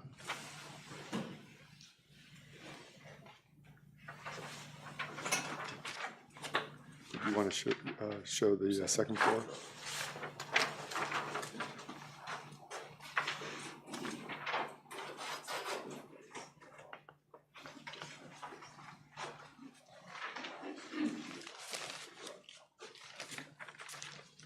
Yeah, so really the second floor layout, what you see in there in that sort of purple color is really office space for the district. They have a need for additional office space, so that's what you can see there. Again, you can see the lobby there on the left. We're going to preserve that, keep that nice and open. And then the balance of those gray spaces are mechanical, electrical, those types of spaces, restrooms, and really just additional storage space for the district. Okay. Thank you, Mr. Kerr. Couple questions for you, Mr. Hain. As far, it is indicated. I'm sorry, Mr. Gettle. Mr. Hain, what's your first name? Sean Hain, SHAWNHAIN. Yep. And you are the, I'm sorry. Yes, I am the business manager representing the school district of the city of York. And your duties as a business manager include oversight of buildings and grounds, correct? Yes, sir. Okay. Mr. Kerr did indicate 59 spaces. Is that correct? That is correct. And actually, they are lined. In some of the aerial photos, you can tell some of the lines are there. They would obviously need to be repainted, but we have ample parking for the purpose of the building. Okay.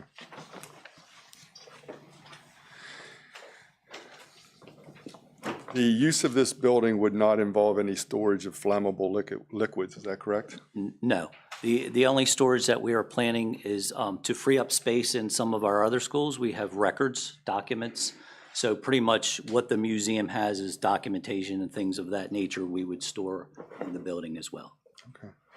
And then also drugs, alcohol, and firearms are and will be strictly prohibited on the property, is that correct? Yes, school code prohibits those items and we would not allow them.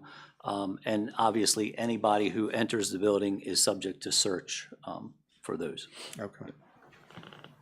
And the property served or serviced by public utilities, correct? That is correct. This might be for Mr. Kerr. The design then with the first and second floor would be a maximum of 47 employees, is that correct?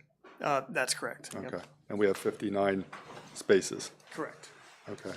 And our application indicated that with a maximum of 20 students at one time, we would be using the smaller ratio of 10 to 1, so we have 2 spots for students. Does the board have any questions for either myself or anybody who testified tonight?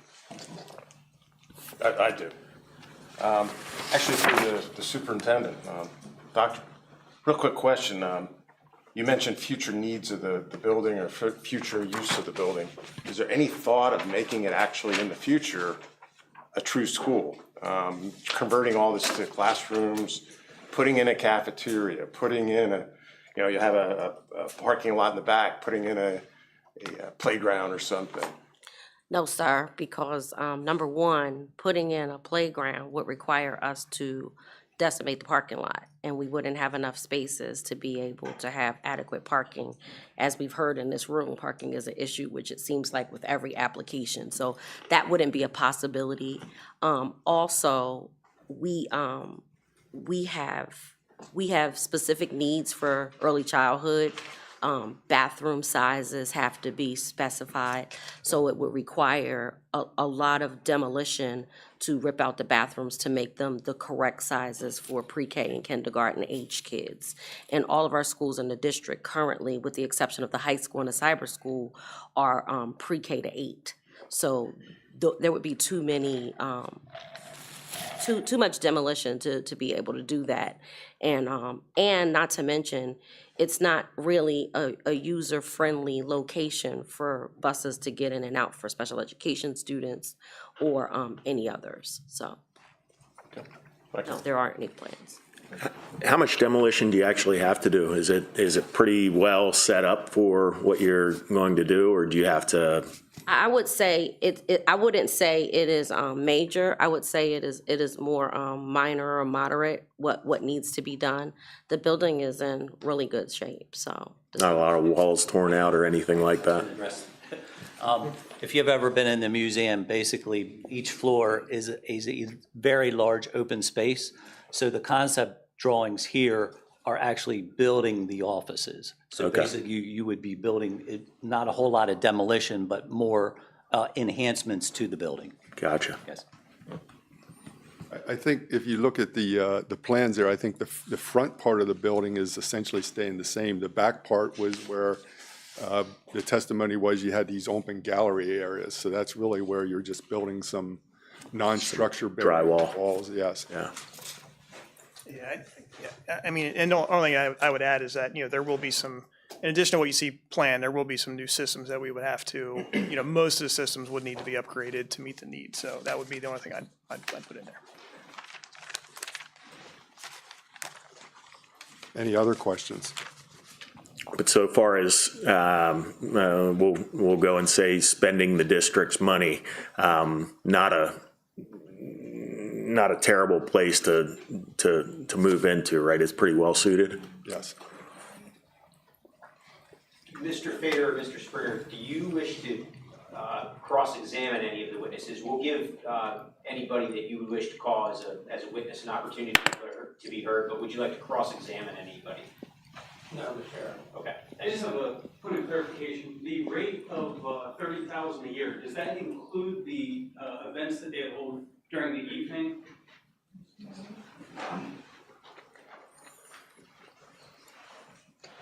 Yes. But those are minimal.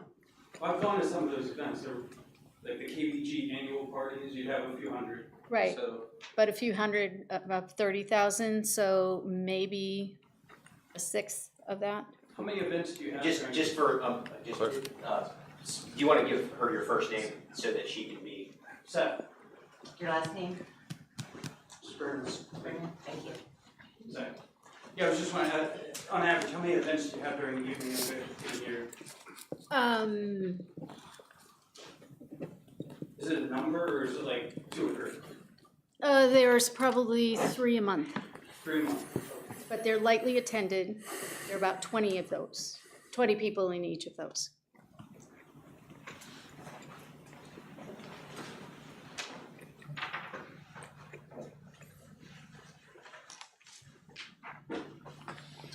Hi, Gary Klinger, 218 East Market Street.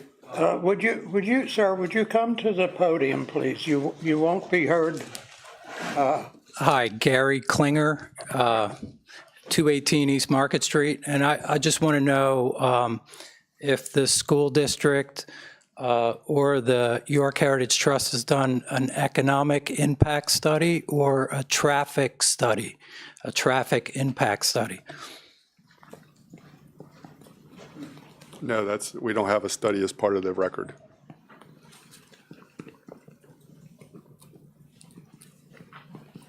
Now, I have a follow-up to a little bit of reference was made, and I'm going to try to be very careful and stay in my lane as far as appropriate zoning questions. Having years ago witnessed a school board member who was on the losing side of an argument at the school board and came to city council to try to continue the argument, which of course was totally inappropriate. But a resident nearby the property came to the planning commission, and he mentioned how difficult the parking situation is in that neighborhood, which I knew. And he said it goes from difficult to deathly impossible on street sweeping nights, which in his block, the unit block of South Pine Street, is one night a month. And he wondered if some allowance could be made for this building's rather sizable parking area to be made available minimally on street sweeping nights for residents who otherwise may have to park 4 or 5 blocks away. And I was surprised at the largely, well, super cautious, if not negative, reaction to the idea. And I thought, you know, I don't care if it's the school district of the city of York. You are moving into a neighborhood. You are a new neighbor in this neighborhood, and maybe you should see if you can act like a good neighbor. So, Mr. Williams. There was a question about hours, you know, and there seemed to be little or no possibility of a conflict. I mean, street sweeping in that block is something like midnight to 6 a.m. And it was acknowledged that your use of the building would be primarily from 8 to 4 or 8 to 5. So I hope that will be given fair consideration. So, Mr. Williams, I can address that. I actually spoke with this gentleman. I cannot remember his name, but he and Miss Elsbeth were actually outside at the after the planning, and we talked about the parking, and we were agreeable that residents during those times, because he was sure that the only time that they would park there is at evening, overnight, and we would allow that, and we would even potentially have agreements with the neighbors to develop placards so that we know, our security would know that they are okay to park on our lot. So we've already started that. Thank you. As part of the process, so. Great. Yes, thank you. Great. Yes, sir. I just had an additional question. This might be for the engineer or whoever. Is the public entrance going to be at the front on East Market Street, or is it going to be at the back where the parking is?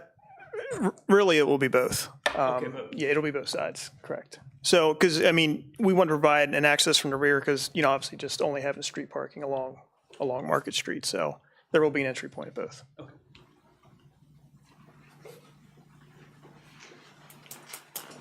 Is there anybody else in the audience who would like to say anything? Again, just for questioning of the applicant, and then we'll have an opportunity for anybody else to offer testimony as well. Okay. Not yet.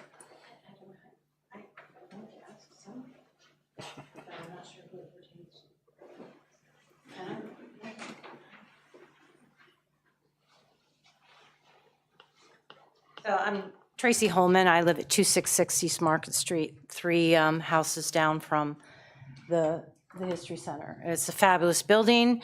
I don't like to see it empty. I think education is incredible. I think that's what the York County does now. I guess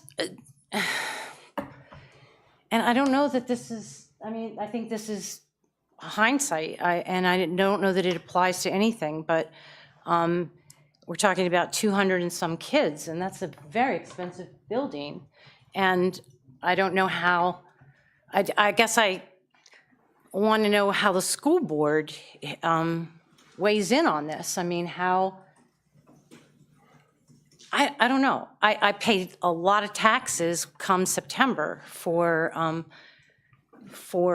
educating our kids here in York. And I just feel like maybe this money was designated for this all along, but I know we are always crying poor when it comes to teachers and other such things. And I don't know. This would not. This doesn't, It's not. this is not appropriate. At a time, please. This is not the appropriate venue. I would encourage you perhaps to talk with the superintendent, offline, maybe outside. Okay. Just so that we're not taking up the record. Sure, I understand that. Really aren't relevant to this proceeding, but she would probably be able to answer some of those questions. Okay, and future needs, back to future needs, what are we calling future needs?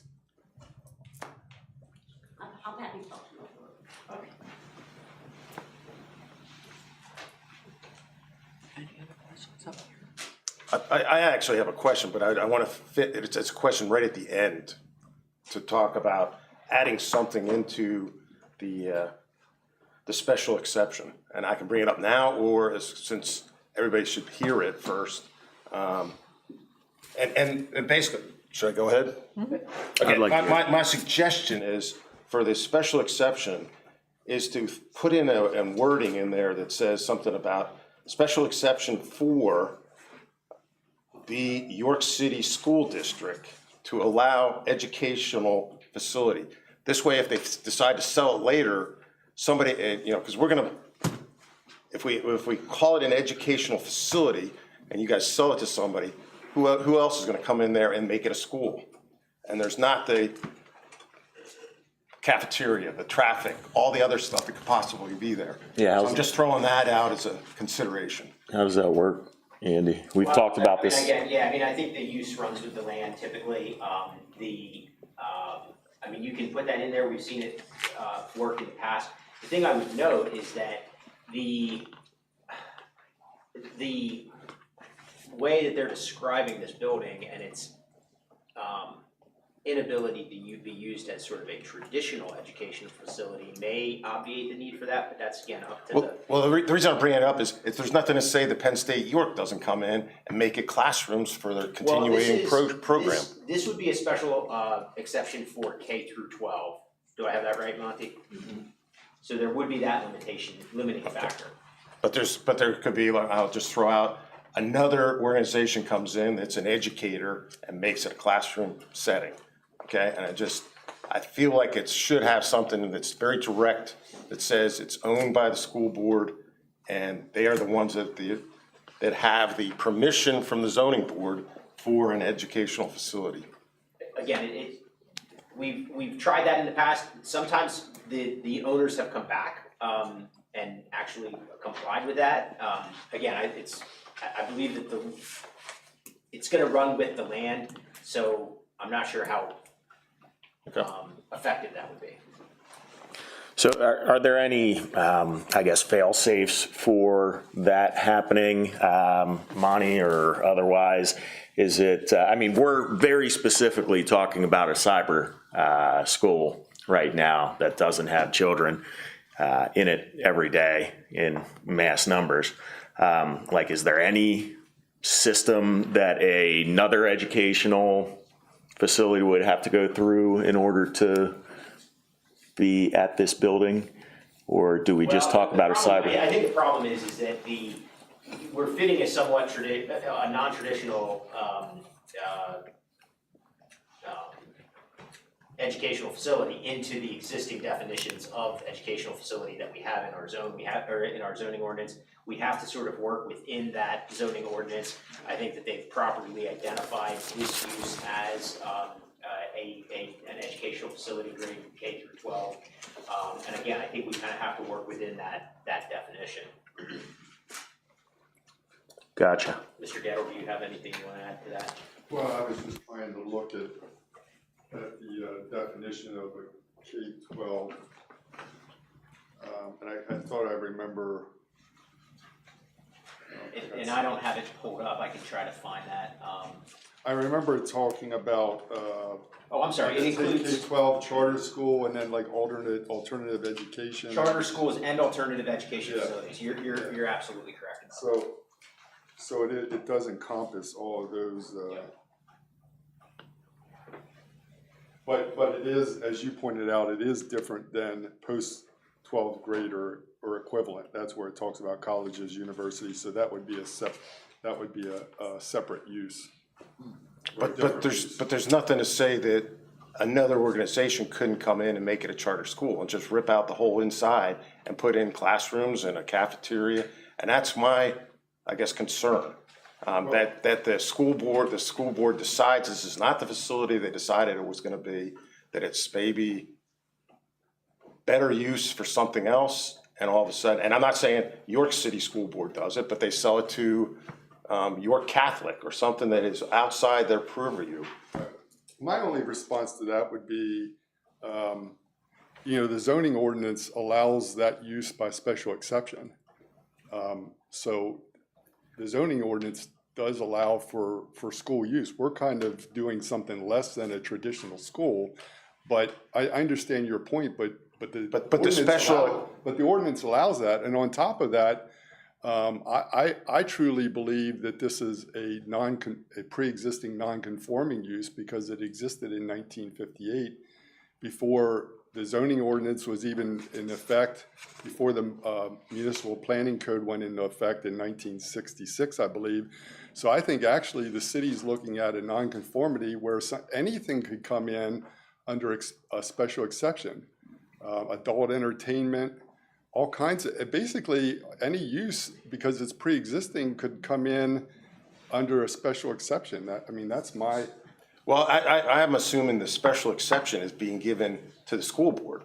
I mean, it is a special exception. I mean, it's. Well, so it is, so I was just gonna say what Mr. Gettle said, and it is important to understand that a special exception is considered a use permitted under the zoning ordinance, assuming that those requirements or those conditions of a special exception be met, both the general criteria as well as, in this case, the special criteria, which occupy a building previously built and intended to be used as a school. Replacement structures cannot exceed existing footprints, and parking, which I think is why Mr. Gettle went through the early introduction about the classification as museums, as educational facilities, things like that.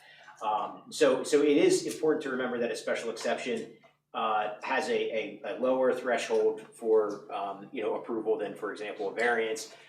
And again, so long as they meet those criteria set forth in the zoning ordinance, then it is a use which is to be permitted. So it does not revert upon transfer? No.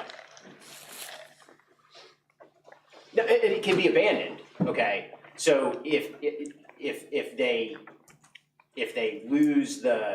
stop using it, it could be an abandoned use. So if, for example, a different use went in there, and then 6 months, 12 months, 18 months later, somebody comes in and wants to bring it back to be an educational facility, that use was abandoned, and then they would have to come back here and get that special exception again.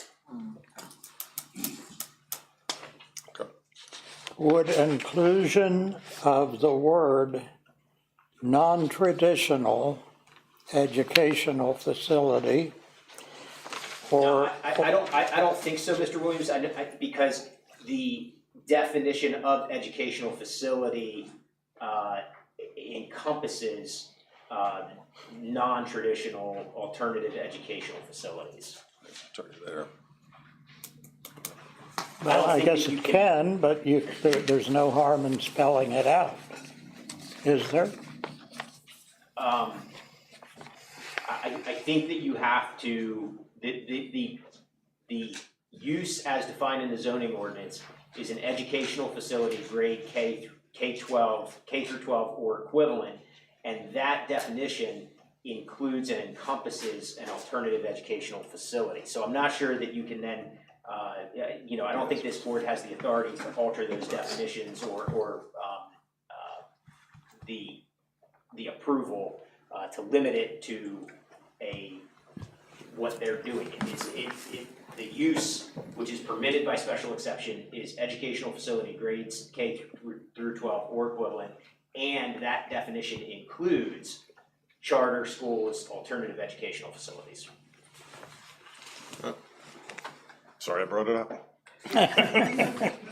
No, I think it's My understand. position, like I said, is I believe it's a pre-existing nonconformity. So I think technically it's open to most any use by special exception.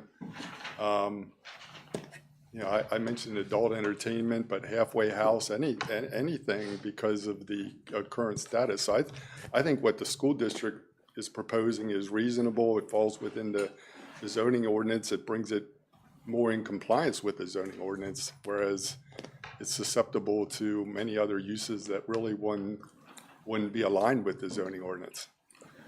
Well, it is totally reasonable, Jeff, but I understand the concern of the neighborhood because they're already dealing with afternoon, at least once a day, traffic problems because of the YWCA operating a daycare center, a very worthwhile thing.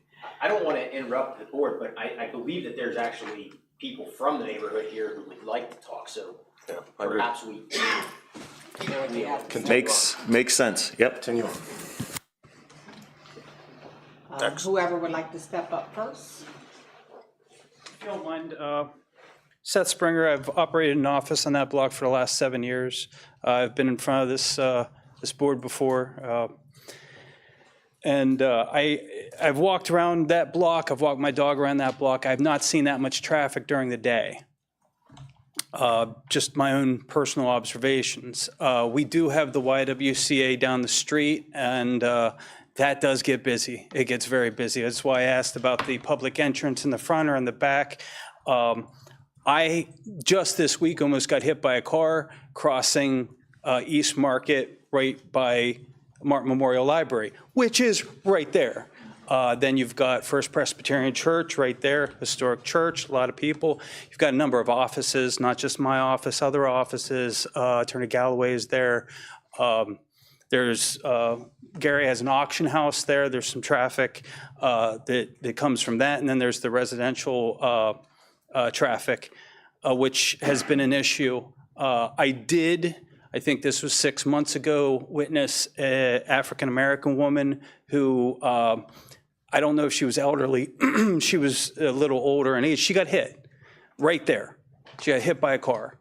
That's going to be an issue. So when Gary had asked for a traffic study. It was a woman. Yes, it was a woman, Okay. African-American woman. It was a woman. I'm not sure that it matters. No, it doesn't. No. There's a human being that got hit by a car. Where he's asking for a traffic study, I think that's prudent because I had witnessed, and I think this was maybe 5 months ago, a vehicle in an accident where the vehicle actually overturned. It was a pretty bad accident. There's been a number of accidents on that block. So traffic is an issue. It is definitely an issue, and it's an extent issue. It exists right now. If you're going to increase that traffic, and like I said, I don't think the average of 100 visitors a day into the historic center, I haven't seen it. And I've been there 7 years, I haven't seen it. But that would be my concern. It's my understanding with regards to cyber schooling that that's been frowned upon since COVID, as studies have shown that there's been a disassociation of the children who attend cyber. They lack the interaction with the other students and the sociability aspects. So there's a number of schools that are in the area. There's one in East York out by the alleys, or I'm sorry, the avenues, that's not being used. There was the cyber school, which I don't think is being used right now in Philadelphia. So I think there are facilities available to effectuate this that are better suited. My 2 cents for whom it may concern. Thank you.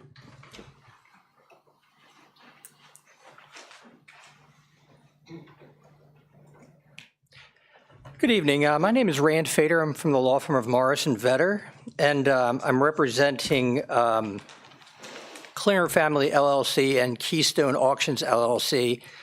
Klinger Family holds title of the property 216, 218, and 226 East Market.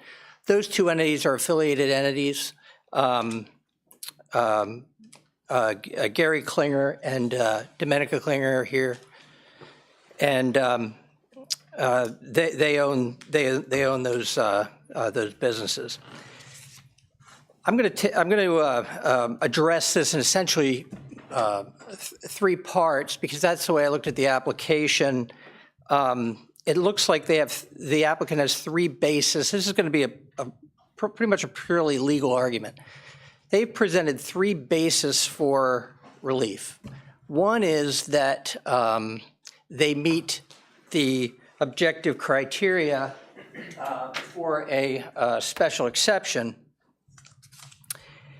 as and their application is as an educational facility grades K through 12 or equivalent. So there's been a discussion about a museum and a school and the definitions and where we're going to go to the definitions of a school or our definitions of a museum and so forth. But we don't need to do that because the definitions are right in the zoning ordinance. And we have the definition of an educational facility includes, we talked about, includes public and private elementary and secondary schools, charter schools, and alternative education facilities. And a museum is defined as a building or institution where objects of artistic, historical, or scientific importance are kept, studied, and displayed.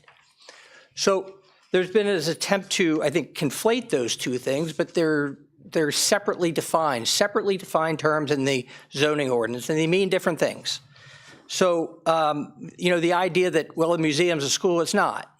The terms that are used in the zoning ordinance are as defined in the zoning ordinance. One of the requirements, the first one under a special exception in terms of this is 130401 3.03001, the objective provisions for the special exception is it must occupy a building previously built and intended to be used as a school. Okay, that's an objective criteria.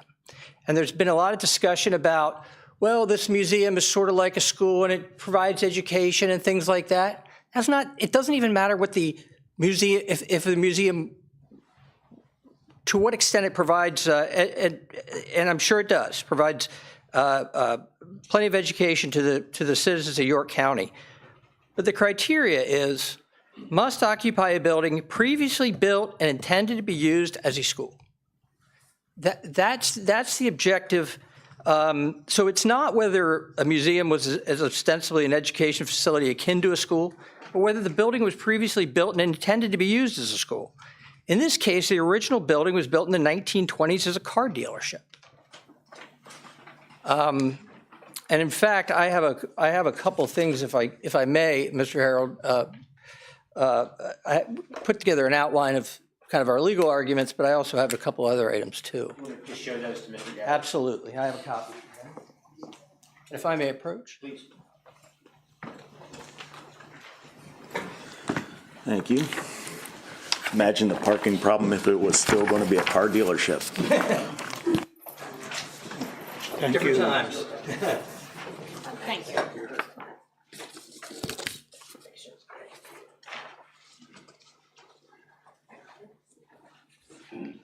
And we'd also have, there's also an article that was actually in the paper, I want to say a couple months ago, in the York Daily Record that actually talked about the history of this. And there is there's the article, and then there's a couple pictures. And one of the pictures is actually has a picture of the building as originally constructed, and it's shows the car dealership. So if I could pass that around as well, so you have that. The pictures are in the back.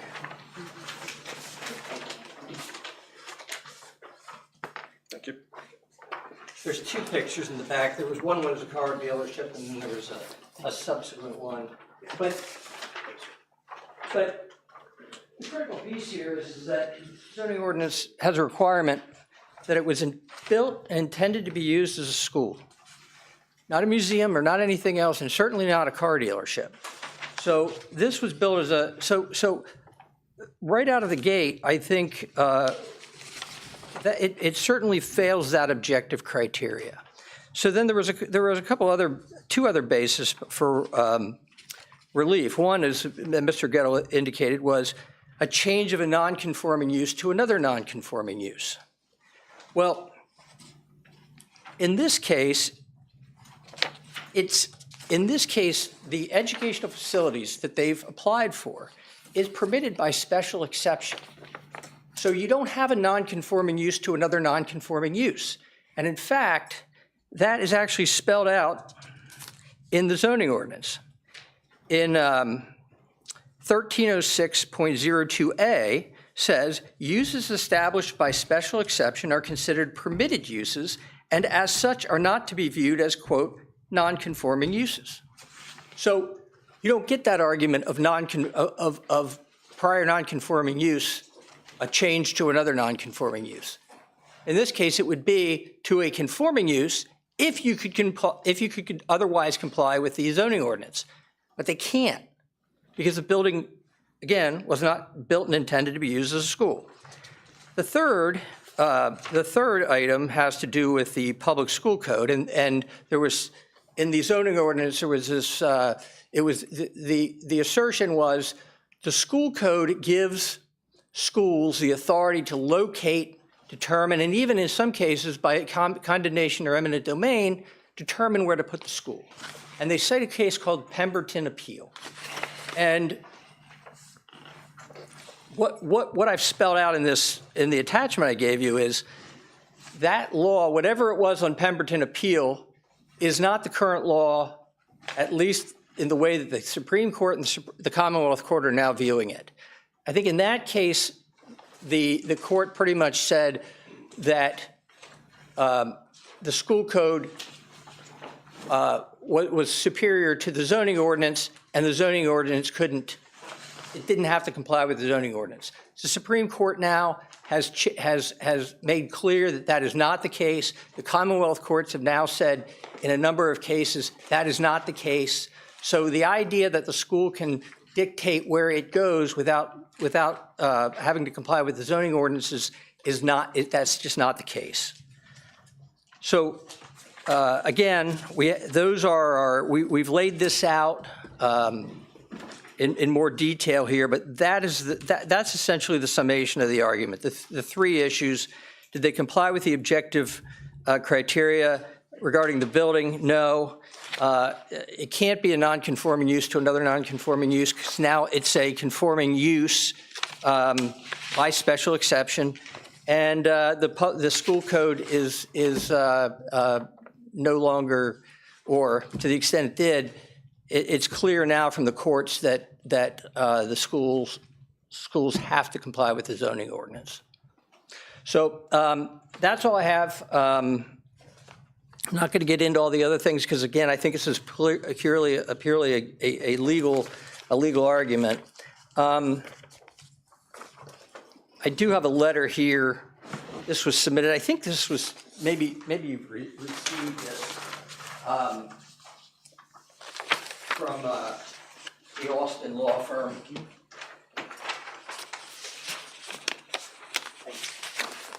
So again, to the extent I don't, that may get into things that are even beyond. May get into more practical considerations, not limited purely to the legal, but in any event, and you may already have this. I don't think you answered that. So we would ask that those be admitted as well.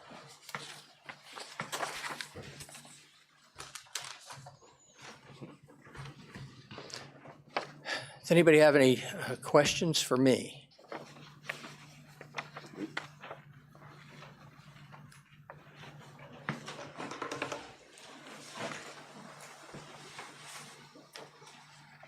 Sure. A couple minutes to rebut that.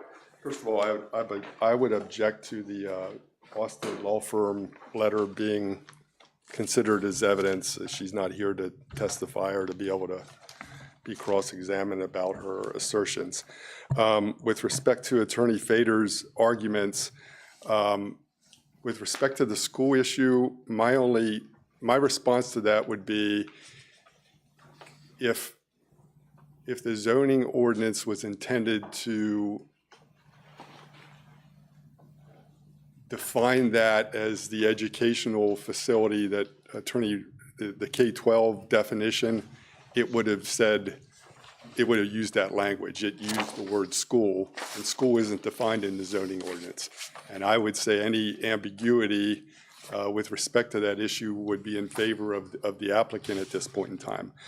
With respect to the issue of the case law, the Pemberton appeal is important because although some of its holding has been eroded by later cases, all of those cases indicated that zoning ordinances can control with respect to police power issues, general welfare, things of that nature. The Pemberton case basically was a holding that said the zoning ordinance can't supersede the school code's provisions that allow school districts to buy and locate property. If you're saying that, so basically all I'm saying is, look, we still have to come in front of the zoning hearing board for police power issues, but we don't have to. The issue of where we locate a building is still in our control. And I believe that the Pemberton appeal case, which is a PA Supreme Court case, still is valid with respect to that specific issue. And that's the important issue with respect to the school buildings, because it's saying that you can only locate it in a building that is a school. And if you're saying that, then the district can't locate a building anywhere in the city other than a place that was a school. And the school code trumps that provision. So we've obviously heard I'm sorry, go ahead, Mr. Mayor. Just briefly, the issue, again, we have a disagreement about the state of the law at this point. We think it's clear that the school district has to comply with the zoning ordinance. But I just want to make the point that there has not been this is purely a request for a special exception. There's been no request for a variance from that provision. So again, that we think that provision in terms of built and intended to be used as a school, that's there. There's been no request for a variance from that provision. And in terms of the kind of the practical arguments, those arguments aren't here for the zoning hearing board. Zoning hearing board's here to determine the, well, I won't tell you what your job is, but I don't think this is the forum. Thank you. What I was going to say is that we have obviously heard here tonight a lot more legal arguments than this board is accustomed to hearing. I would like the board to keep in mind that you have the authority to table this. The next hearing must be held within 45 days of this hearing. This was the original hearing, and it must be held within 45 days. If you were inclined to do that, I will be very candid. I did not come here briefed on the Pemberton case or any other significant case law. I just didn't do that. I didn't know that was going to be brought up tonight.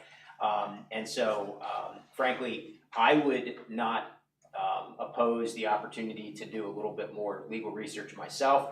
I would also welcome the parties, if the board was inclined to table this until next month, I would welcome the parties to submit any other, legal arguments that you wish. Mr. Fader, obviously you've submitted one. If you'd like to expound upon that, you could. Mr. Gatto, you could also obviously do that. But again, I'm going to leave the decision here, obviously, is up to the board as to how they want to proceed. Any objection on any of that?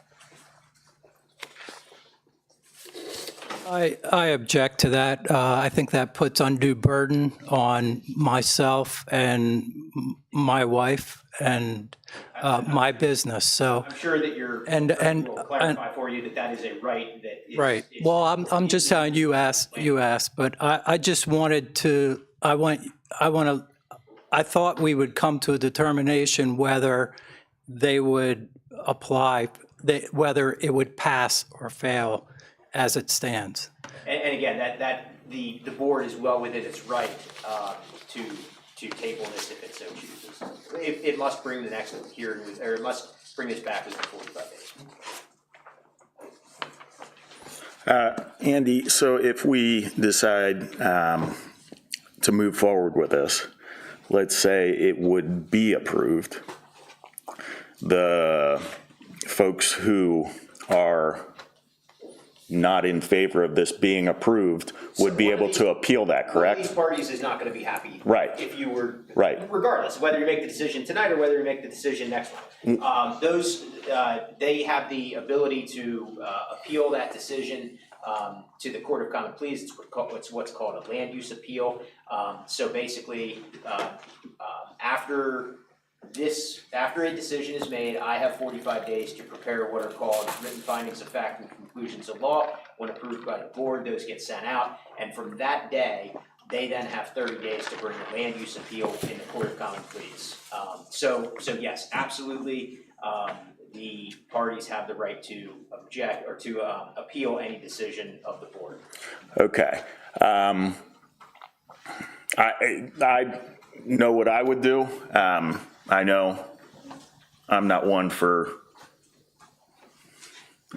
the most amount of information on this group, but if you guys aren't sure and if you want Andy to dig into it a little deeper, that's fine. I think we should just proceed. No need to table, in my opinion. I got a question on variances.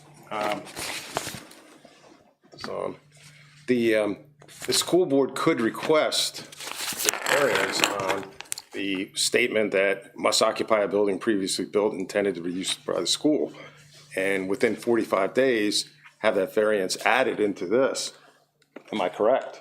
Because that's the biggest, at least in my opinion, the biggest negative against. The problem with that is we've heard a lot of this case already. If we were then to go back and alter the application, I don't know if Mr. Fager, if you would object to that. I trust that he probably would. And so we kind of find ourselves at a point where we've got to move forward with the application as it stands. Now, that does not prevent the school district from coming back with, if there's significant change in circumstances or new information or anything like that, from a new application. Okay. Again, it's up to the board. I will only tell you that I'm not prepared to offer a lot of legal advice or opinions on the legal arguments, the distinct legal arguments that were set forth regarding the more nuanced school code issues and many of the cases that they cited. Do we want to discuss this before we take it to a vote? Probably a good idea. You can do that in public, or you, as you know, can do it in an executive session as well. Okay.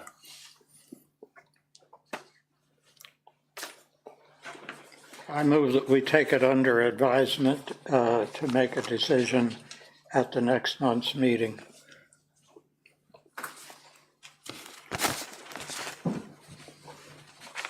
That was a motion. Is that a motion? I think I said, I thought I said I moved I think that. you did. I think you did too. I just wanted to clarify that. I think you did. So there's a motion on the table to table this until next month's meeting by Mr. Williams. Anybody want to second that? I'll second it to get a vote through it. Okay. Calling for the vote, Mr. Klein? No. Nay? I couldn't even get your name out, I'm sorry. I'll say yes, yay. Williams, aye. Seeing a nay. Motion fails. Like I said, soon. Go ahead, start discussing. So if I can just start discussion, if this goes back and forth a million times before we approve it, it's going to cost us as taxpayers a lot more than if we approve it now. I'll only caution that any litigation is more expensive than I would agree. than non-litigation proceedings. I would agree 100%. I'll just leave it at that. I hope everyone else agrees. Fair. Well, to use the term saying that, a building would have to be, used that was formerly a school is untrue. Because there are other schools, not just in the city, in the county, that they have developed and seeked buildings that were not schools before, and they have started schools in those buildings. So, I don't agree with that part.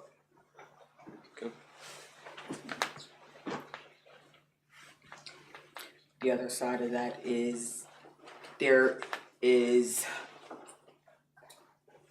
so many new developments with education that different school districts are expanding and trying to seek things to educate our children in different directions that have not been before. So to have a building like this and they're wanting to implement those things with the youth, it's just something that they can use to develop them in a different direction than they're used to. You have other schools that have developed and they're using a different type of curriculum than York City schools aren't using right now, and it's working for them. So if you choose to go in a different direction, if it works for you, it's about these kids, it's about educating them. It's about giving them something different, it's about giving them something more. I agree. And I think I heard some ideas thrown around that cyber school isn't effective, and as a parent of a cyber school kid, he's doing all right. Good to hear. I got a recommendation. We take a 5-minute break because we're missing one of our members in this discussion, and I think that's not right. I just figured we was throwing our stuff out there while he Yeah, went and okay, did what he had to okay, do, because he yeah. was begging me to take a break. Yeah, I know, you needed to go. If you guys wanna take a break while he's going, since it is our discussion time, that's fine with me. Think I can actually not talk for 3 to 4 minutes. I'll just wait for him. Okay, break. Break in place. Are we breaking?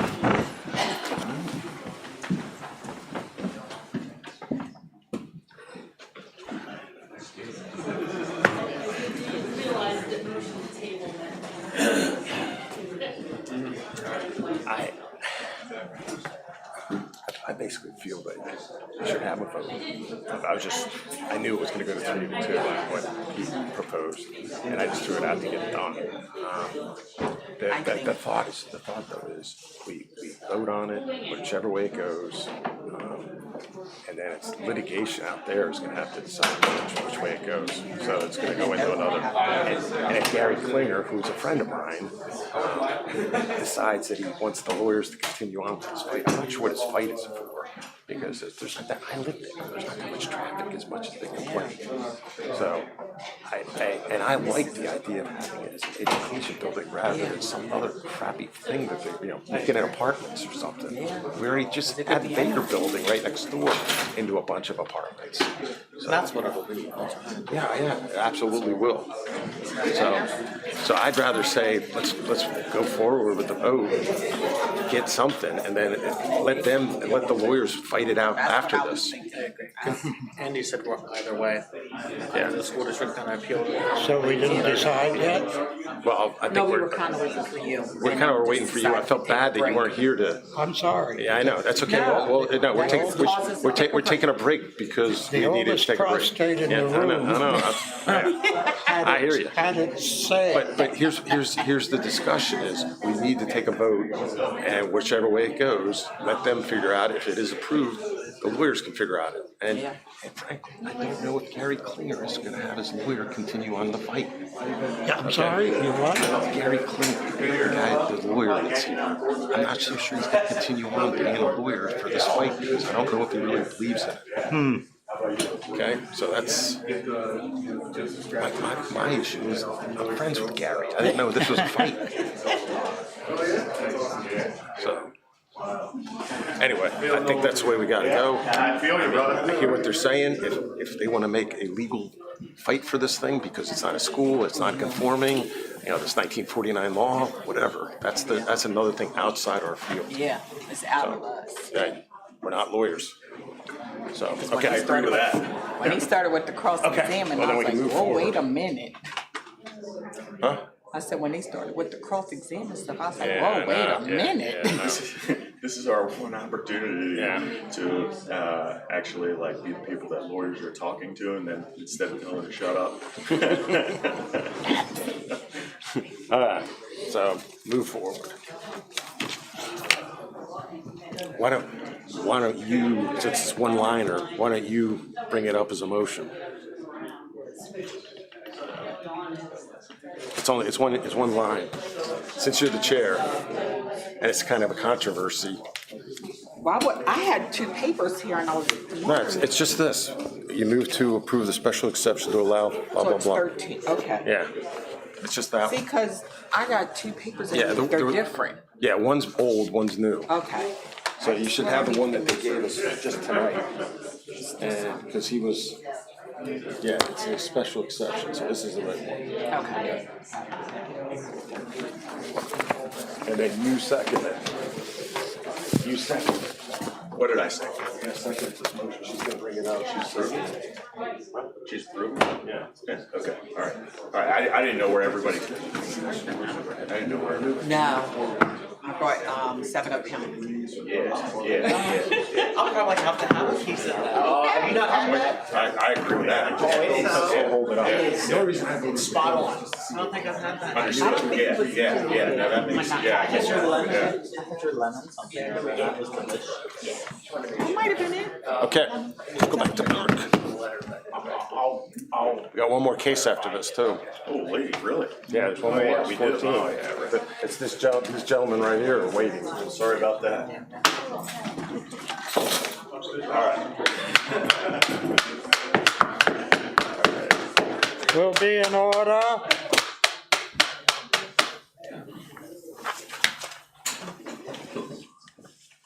Okay, we are back on the record. We've had our discussion up here.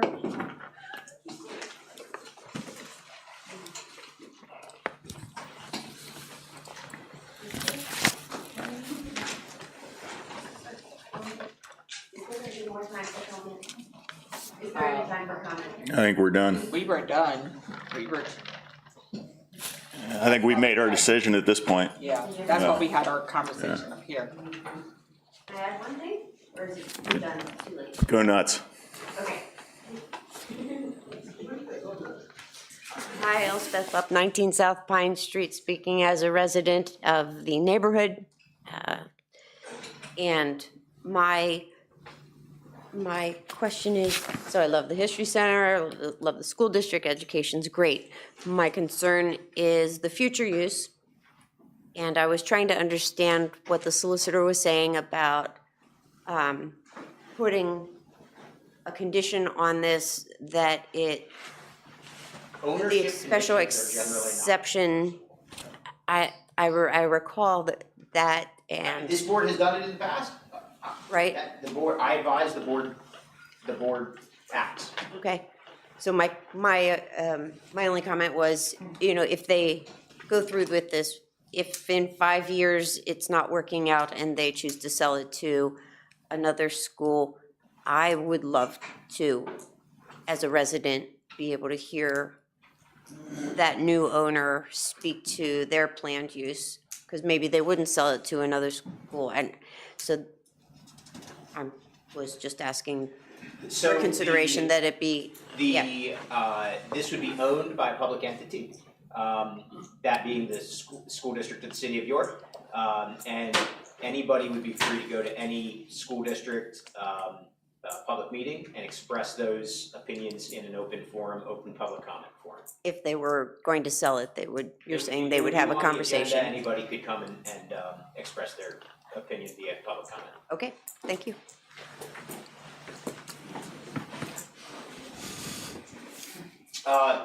One point of clarification, it's my recommendation that we accept all requested pieces of evidence into the record. Mr. Gettle, I take your objection on the letter from Ms. Austin. There's really no facts of substance, not a significant number of facts in this. She's basically making a few very short legal arguments.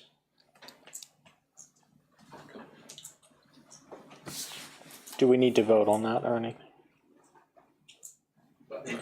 No, I mean, Perfect. as long as chair accepts it into the record, that's fine.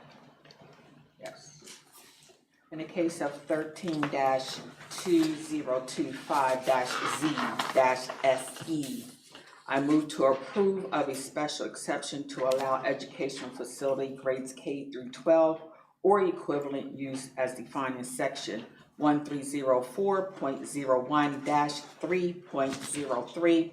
1304.01-3.03.001 for 250 East Market Street in the UN2 zoning district. Second.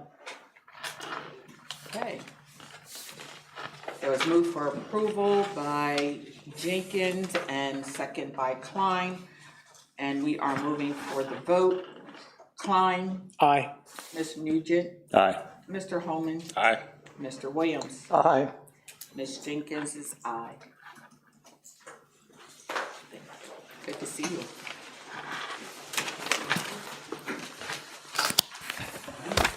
Mr. Gettle, good to see you. Classmate.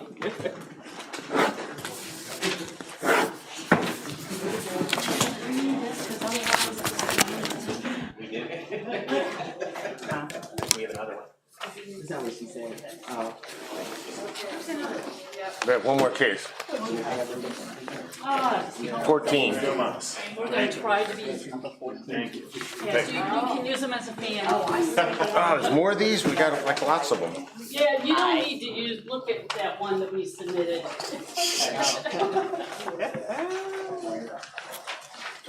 I gotta ask a question real quick. So is this case been here before? Changing the parking stuff? The parking has not been, the project, yes. Yeah, the project was. Okay, But the I'm just trying to parking- remember. Yeah, but Okay. not the parking. Okay, thank you. Something sounds really good. Okay, oh my God, no pressure.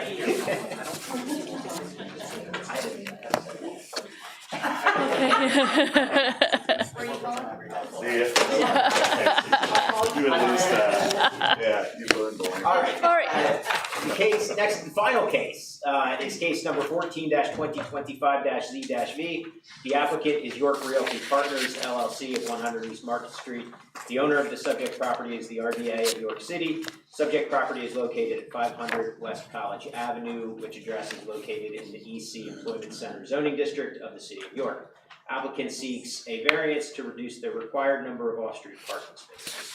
The application was reviewed by the planning staff of the city of York, which recommended approval of the requested variance.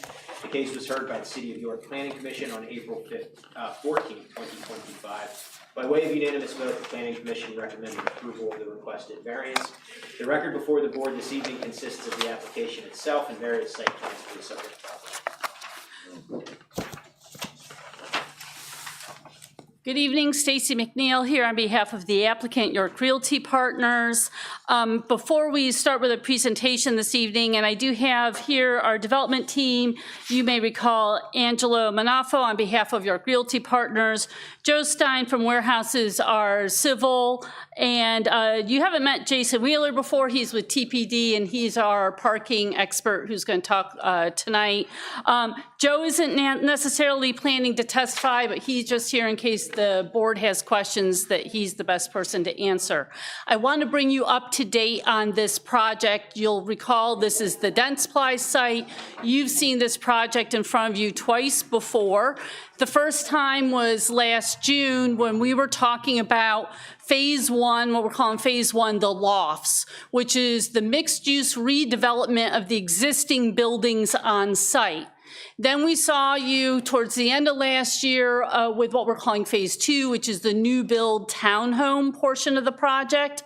Now we're back again talking about phase one, just the lofts. So you may recall when we were here talking about the townhomes, that portion of the project meets all of the parking requirements. So each one of those townhouses has its own dedicated 2 parking spaces on its unit.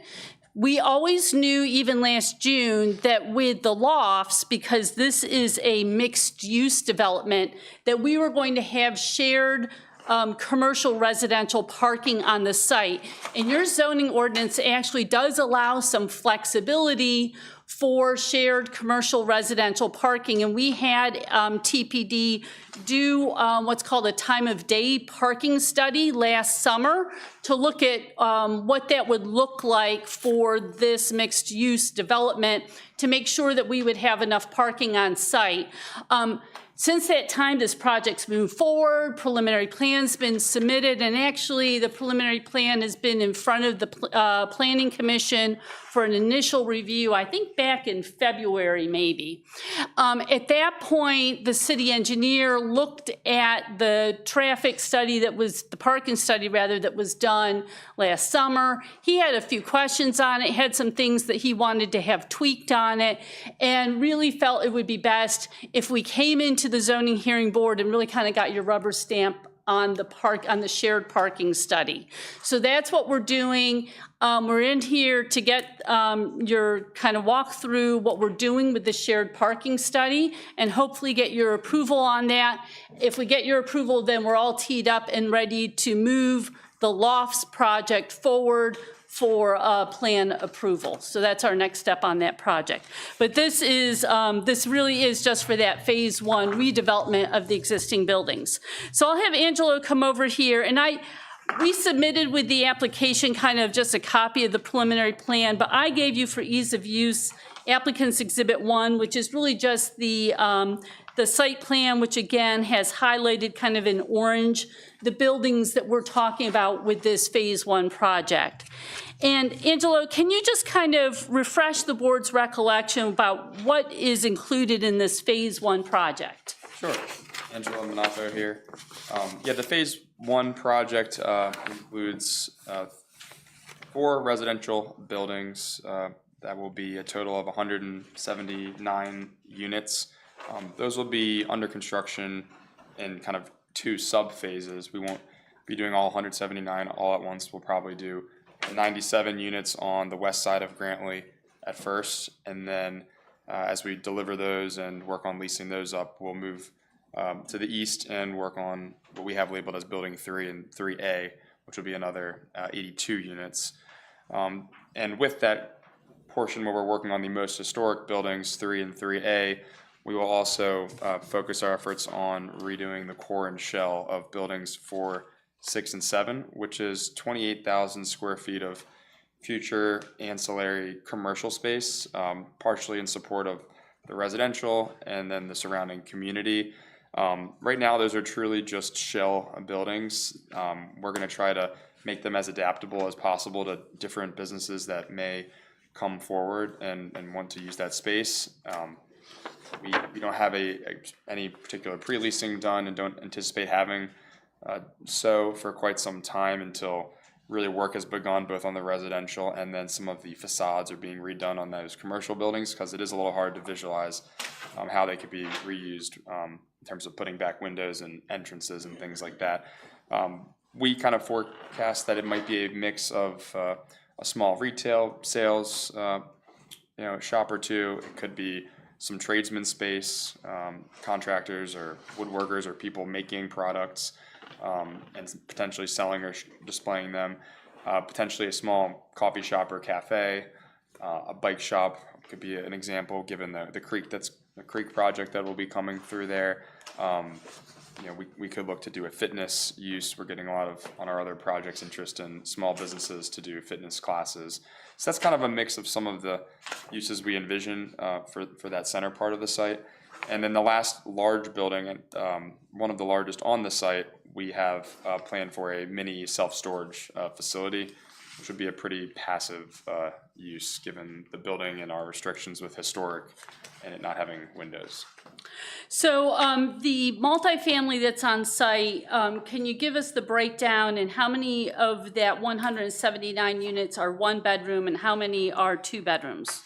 Yeah, so of that 179, 138 units of it will be studios or one bedrooms, and 41 will be two bedrooms. And yeah, we think that's pretty important here, given many of the one bedroom units may only have one occupant. And how many parking spaces are proposed for the site? For the entire site, we have, I believe, 301 on-site parking spaces planned. And would there be any reserved parking, or is this full, free, unrestricted parking for the site? It'll be free and unreserved. We don't charge for parking for our residents or say that this is our space for a resident, assigning any sort of spaces.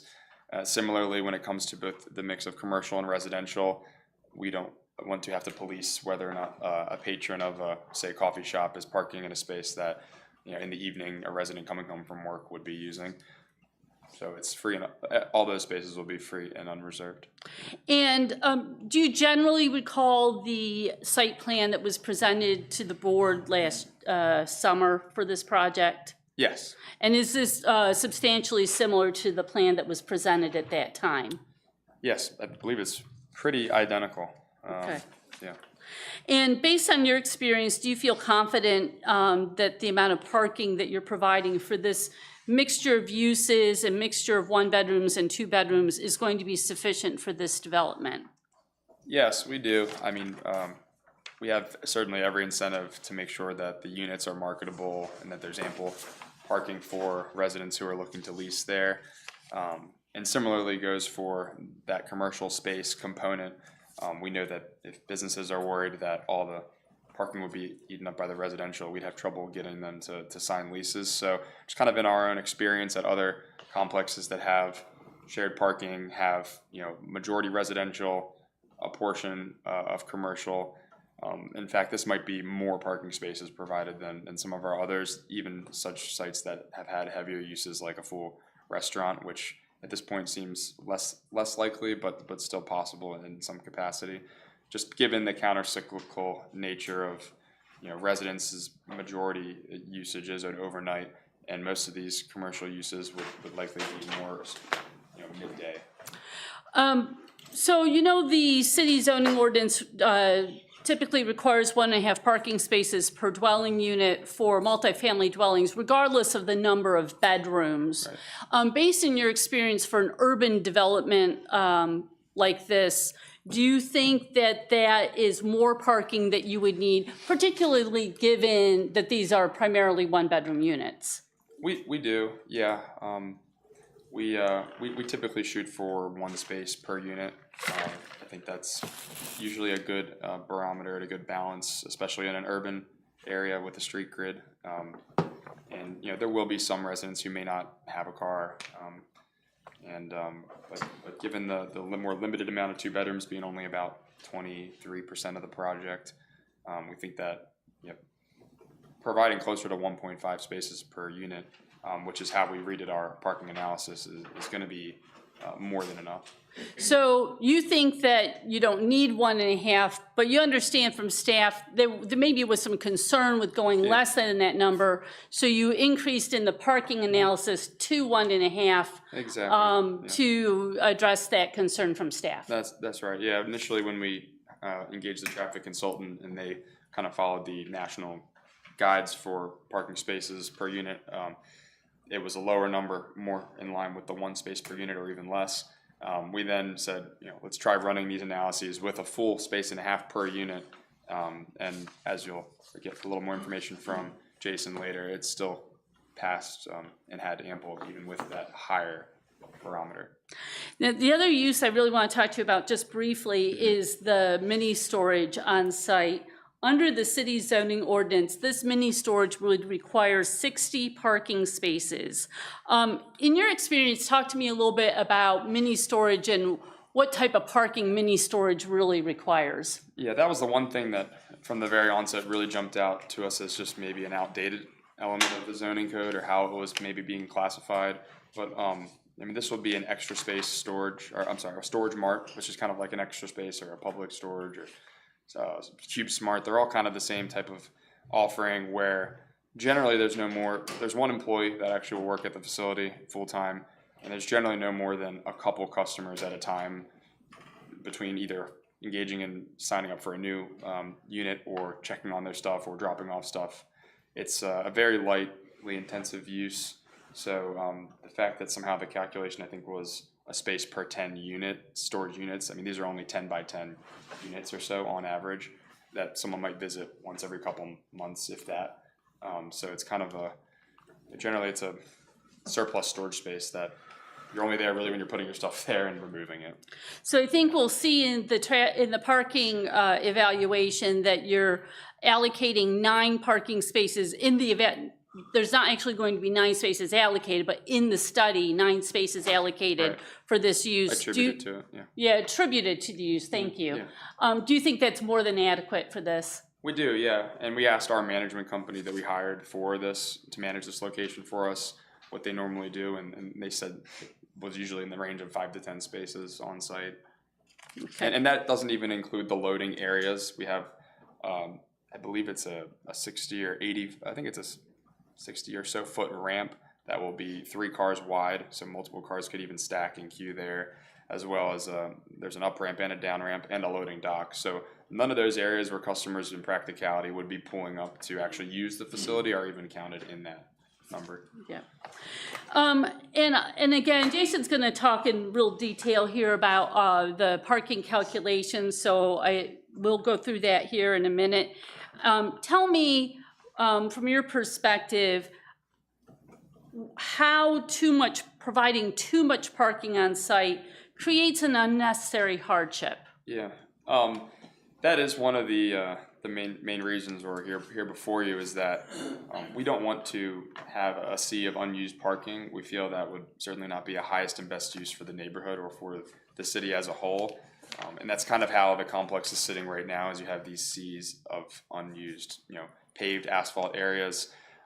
If we were to meet the ordinance, strict definition without even utilizing the shared parking provisions in the ordinance, but just if we were looking at every use independently, and it was 460 spaces or more required, for us to allocate an additional 160 spaces than we're already providing would require would not allow for any additional development on these parking lots, which we are looking to do the townhome home ownership project, and we just feel that it would not be the best thing for the city as a whole to have parking lots created that we don't think would ever receive any use. Okay. Do you believe that hardship would be self-created in any way? Well, no. So in using the land that we actually have available for spaces, we are trying to maximize every single square foot we have to put a parking space. So we are doing everything we can to provide as many spaces as possible within the parameters of the loft parcels. And with the goal of providing an attractive, cohesive, mixed-use development here, but that provides redevelopment tax base for the city and doesn't leave underutilized space, basically.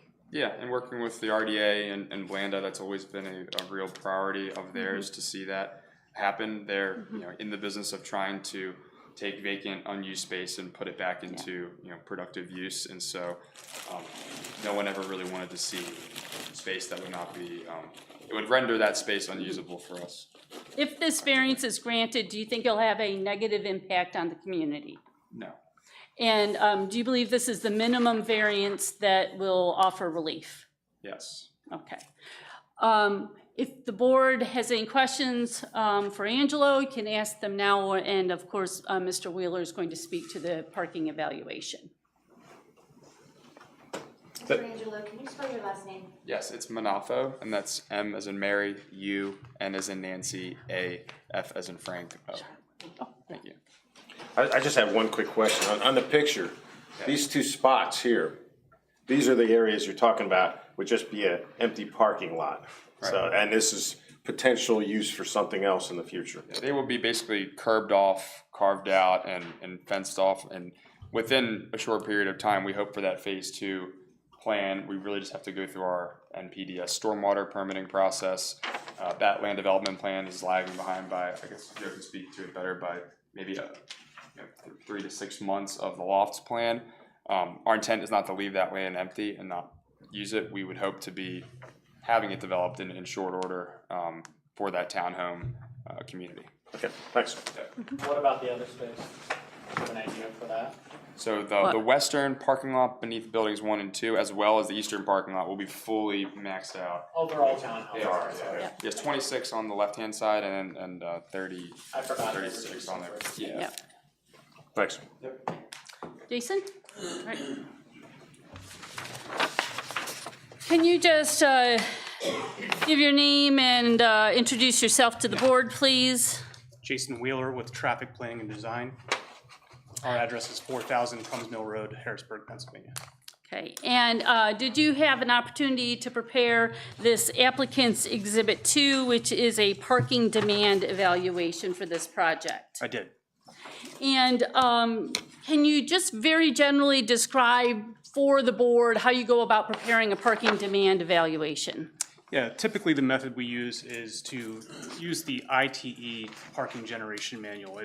ITE stands for the Institute of Traffic Engineers. And it's basically a database of actual parking data that people go out on site and count the number of spaces that are occupied for specific land uses during different time periods and in different settings. All to compile that together and determine what the average parking rate for a specific land use during a specific time might be. Okay, so looking at your parking evaluation and really turning to the top of page 2, did you start with basically saying, okay, this is what the city ordinance would require, which is 471 parking spaces? Correct. We looked at the city's ordinance requirements and determined about 471 spaces would be required. Then what do we see in Table 1? Table 1 is the parking generation requirements if you only looked at the ITE database, average parking demand. So what is that?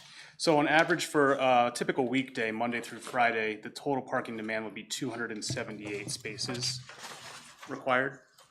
And on the weekend? Sorry, and on the weekend, 266 spaces would be required. And now I see, whenever I say weekend, I really mean Saturday, right? Yeah, there's limited data in the ITE for Sunday for several uses. So typically Saturday is your highest parking demand. So that's kind of a apples to apples comparison then. So when the city says 471 spaces, the ITE would say, we think the peak, your necessary number of parking spaces for these uses would be about 278. Correct. Okay. If you assumed that all uses peaked at the same time. Right. And we'll get to that in a minute. So did we get you're aware that we received feedback from the city engineer that in particular, the way the ITE calculates multifamily dwellings, they wanted you to kind of increase the amount of parking for multifamily. Correct. And what is the ITE, how do they calculate multifamily dwelling parking? ITE breaks out multifamily parking based on the number of bedrooms. So there is a different parking standard for one-bedroom units versus two-bedroom units. There's also different standards for low-rise buildings versus mid-rise and high-rise buildings. And so then we see here in table 1 that for the one bedrooms, they had 0.93 parking spaces per unit, 1.27 parking spaces for the two bedroom units, as opposed to the 1.5 in the city ordinance. Correct. Okay. Moving on to the shared parking. Explain to me about shared parking. Yeah, so shared parking is a concept where you have a mixed-use development that is supposed to be, complementary. So you have the residents on site, and then they would obviously be attracted to the restaurant and shops or whatever might be there. So they wouldn't need a separate parking space to go visit the coffee shop. They would just walk from their residence to the coffee shop, vice versa. So what's the first step in doing a shared parking study? So ITE provides a time of day variation as well. So the peak parking demand requirements were, say, 278 spaces, assuming every use peaks at the same time. However, residential uses have their peak parking demand in the morning, like 5 a.m., right? And where your retail uses might be later in the day, like 7 p.m. or something like that. So if we look at, for example, at table 3, which is on page 4, do we see then, this is what you're talking about, Mini Warehouse has a peak parking demand at 5 p.m., that's where we see 100%. Right. And the multifamily one-bedroom has a peak parking demand at 5 a.m., as does the two-bedroom, which you just mentioned. And the Strip Retail Plaza, which is the commercial component, has a peak parking demand at 7 p.m. Correct. Okay. So that's the first step, is to take your uses and figure out when their peak parking demands are. And it also tells you what percentage of demand they have at various other times of the day. Correct.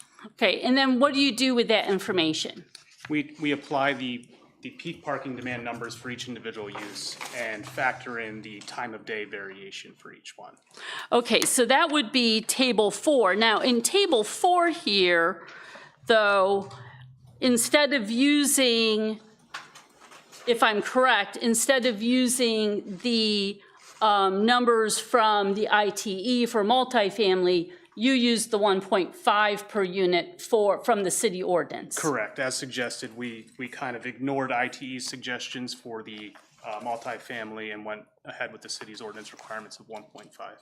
And so based on that calculation, what does your analysis indicate in terms of the peak parking demand for this mixed-use development on the weekday? During a typical weekday, it estimates that the peak parking demand would be about 294 spaces, and it would occur in the 8 to 9 p.m. timeframe. Okay, and then do you do a similar analysis for Saturday? Yes. Okay, and that's tables 5 and 6?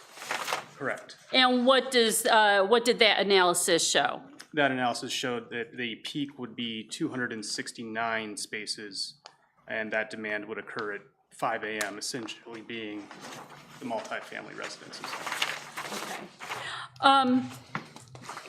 Based on this evaluation that you undertook, what is your conclusion regarding the 301 parking spaces on site? That the 301 parking spaces provided would adequately accommodate the parking demand for the mixed-use site. Are these numbers that you just told the board, the 269 spaces on Saturday and the 294 spaces during the weekday, are these, in your opinion, conservative numbers? Yes. And why is that? Well, initially the multifamily uses, obviously the ITE parking demand rates differ significantly from the city's ordinance requirements, specifically with the one-bedroom units, which ITE says is less than 1 space per unit instead of the 1.5. And have you had an opportunity to look at if what the ITE felt was necessary, even without the shared parking, under the ITE calculation for parking for all of these uses? Under the ITE. So ITE peak parking for all uses on site without the time of day shared parking. Oh, right, was 278 total spaces. So even without the shared parking calculations under the ITE, there would only be a peak parking needed of 278 spaces. Correct. Okay. So based on all these factors, again, you feel confident that the 301 spaces being provided are more than adequate for this development? Yes. Okay. I have no further questions for Mr. Wheeler, but welcome questions from the board.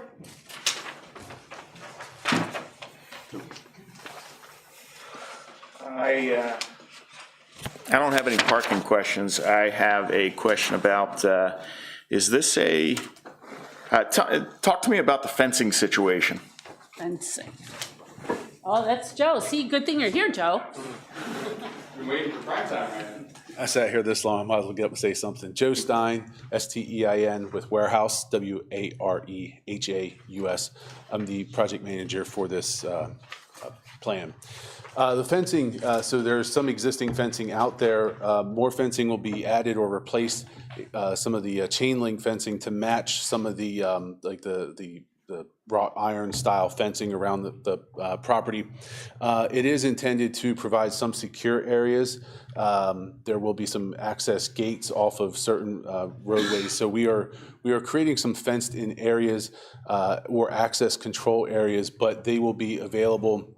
It may be that those, they'll be available during normal business hours through the day. It is intended to provide some safety and security in the evening for the residents that are obviously parking their vehicles there overnight.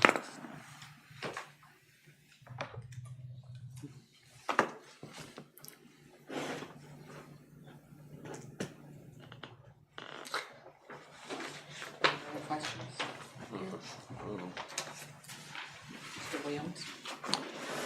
No, I don't think so.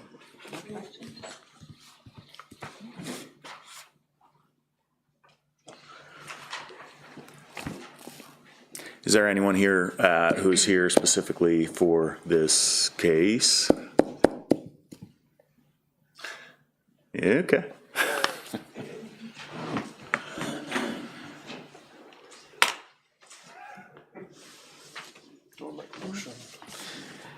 Well, if I can just throw my couple cents in on fencing here. I think last time we saw this map, it was pretty wide open.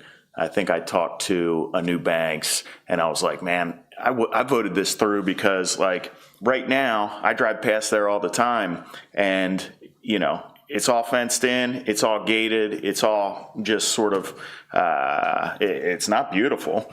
But we are sort of like putting in a beautiful, we'll call it, area that it would really be great for the kids in that area to be able to walk through and come into that courtyard and all of these things.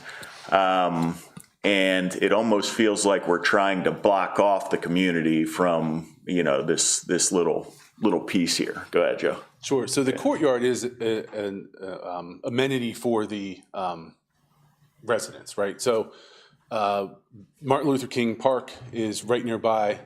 One of the recommendations from city staff was for the development team to provide funds to enhance that park. So we do want to keep the courtyard somewhat cordoned off to allow for residents to have that as their own space. That's a selling point for these units. Yeah, but I will say that, but there's, I was going to say that there. Jump in to clarify on that though. Yeah. We weren't going to have any sort of, like during the day, that's our access to the Correct. retail, to the commercial space. So there would not be any sort of obstruction from the public walking down that promenade between College Avenue and the Creek. So that's meant to be a trail connection. Yeah, I was going to touch on the trail itself in that we have been working very closely with the County Economic Alliance and the Codorus Creek Greenway Trail to provide for stubs of sidewalk or trail so that the residents can pass through this campus, quote unquote, and connect to the Greenway Trail so that that amenity can be shared for all, so that you don't have to divert around. Really, the fencing primarily is the parking areas To the north of College. on the north side of College Avenue. Two areas that would really be. The main lot at, sorry, yep, the main lot, the larger of the two parking lots, which is the easternmost, that is primarily fenced in, or is fenced in. The western lot, which is the smaller lot, is, I think we maybe had a card reader or something there, but is not having that fence. But the property itself will be generally traversable on foot, coming down, I think it's Green Street to Cookus House Lane. That road continues down through. We'll have no fencing around the townhomes. That'll be accessible right down to the Doris Creek Greenway path. And then over towards the commercial area, that'll be wide open. There may be a gate there that's closed at night or something, just to keep traffic from coming through that area, but it'll be coded, or maybe a Knox box or some sort of emergency services access availability there as well. So it is not going to be, and again, this really doesn't pertain to the parking variance, but we're happy to share this information for your benefit. It's not going to be a fortress. It's not going to be enclosed off. There is some fencing for safety and security purposes, as you would imagine in any urban environment. Yeah, and I know this isn't going to change anything, and it probably shouldn't, but just as you're considering this project, I'm just going to mention York College right now along the rail trail. It's completely fenced off. They've got real nice, beautiful areas, but if someone were to want to walk from the city into onto the rail trail from, let's say, through the area where the campus housing is, they can't do it. It's just, it feels more like a caged situation than a safe situation. And that's sort of annoying to, those of us who's probably 95 to 97 to maybe 99% of the public who aren't looking to crash people's stuff and, all of those things. So just something to consider. Comments are noted. Thank you. Moving forward. Any other comments?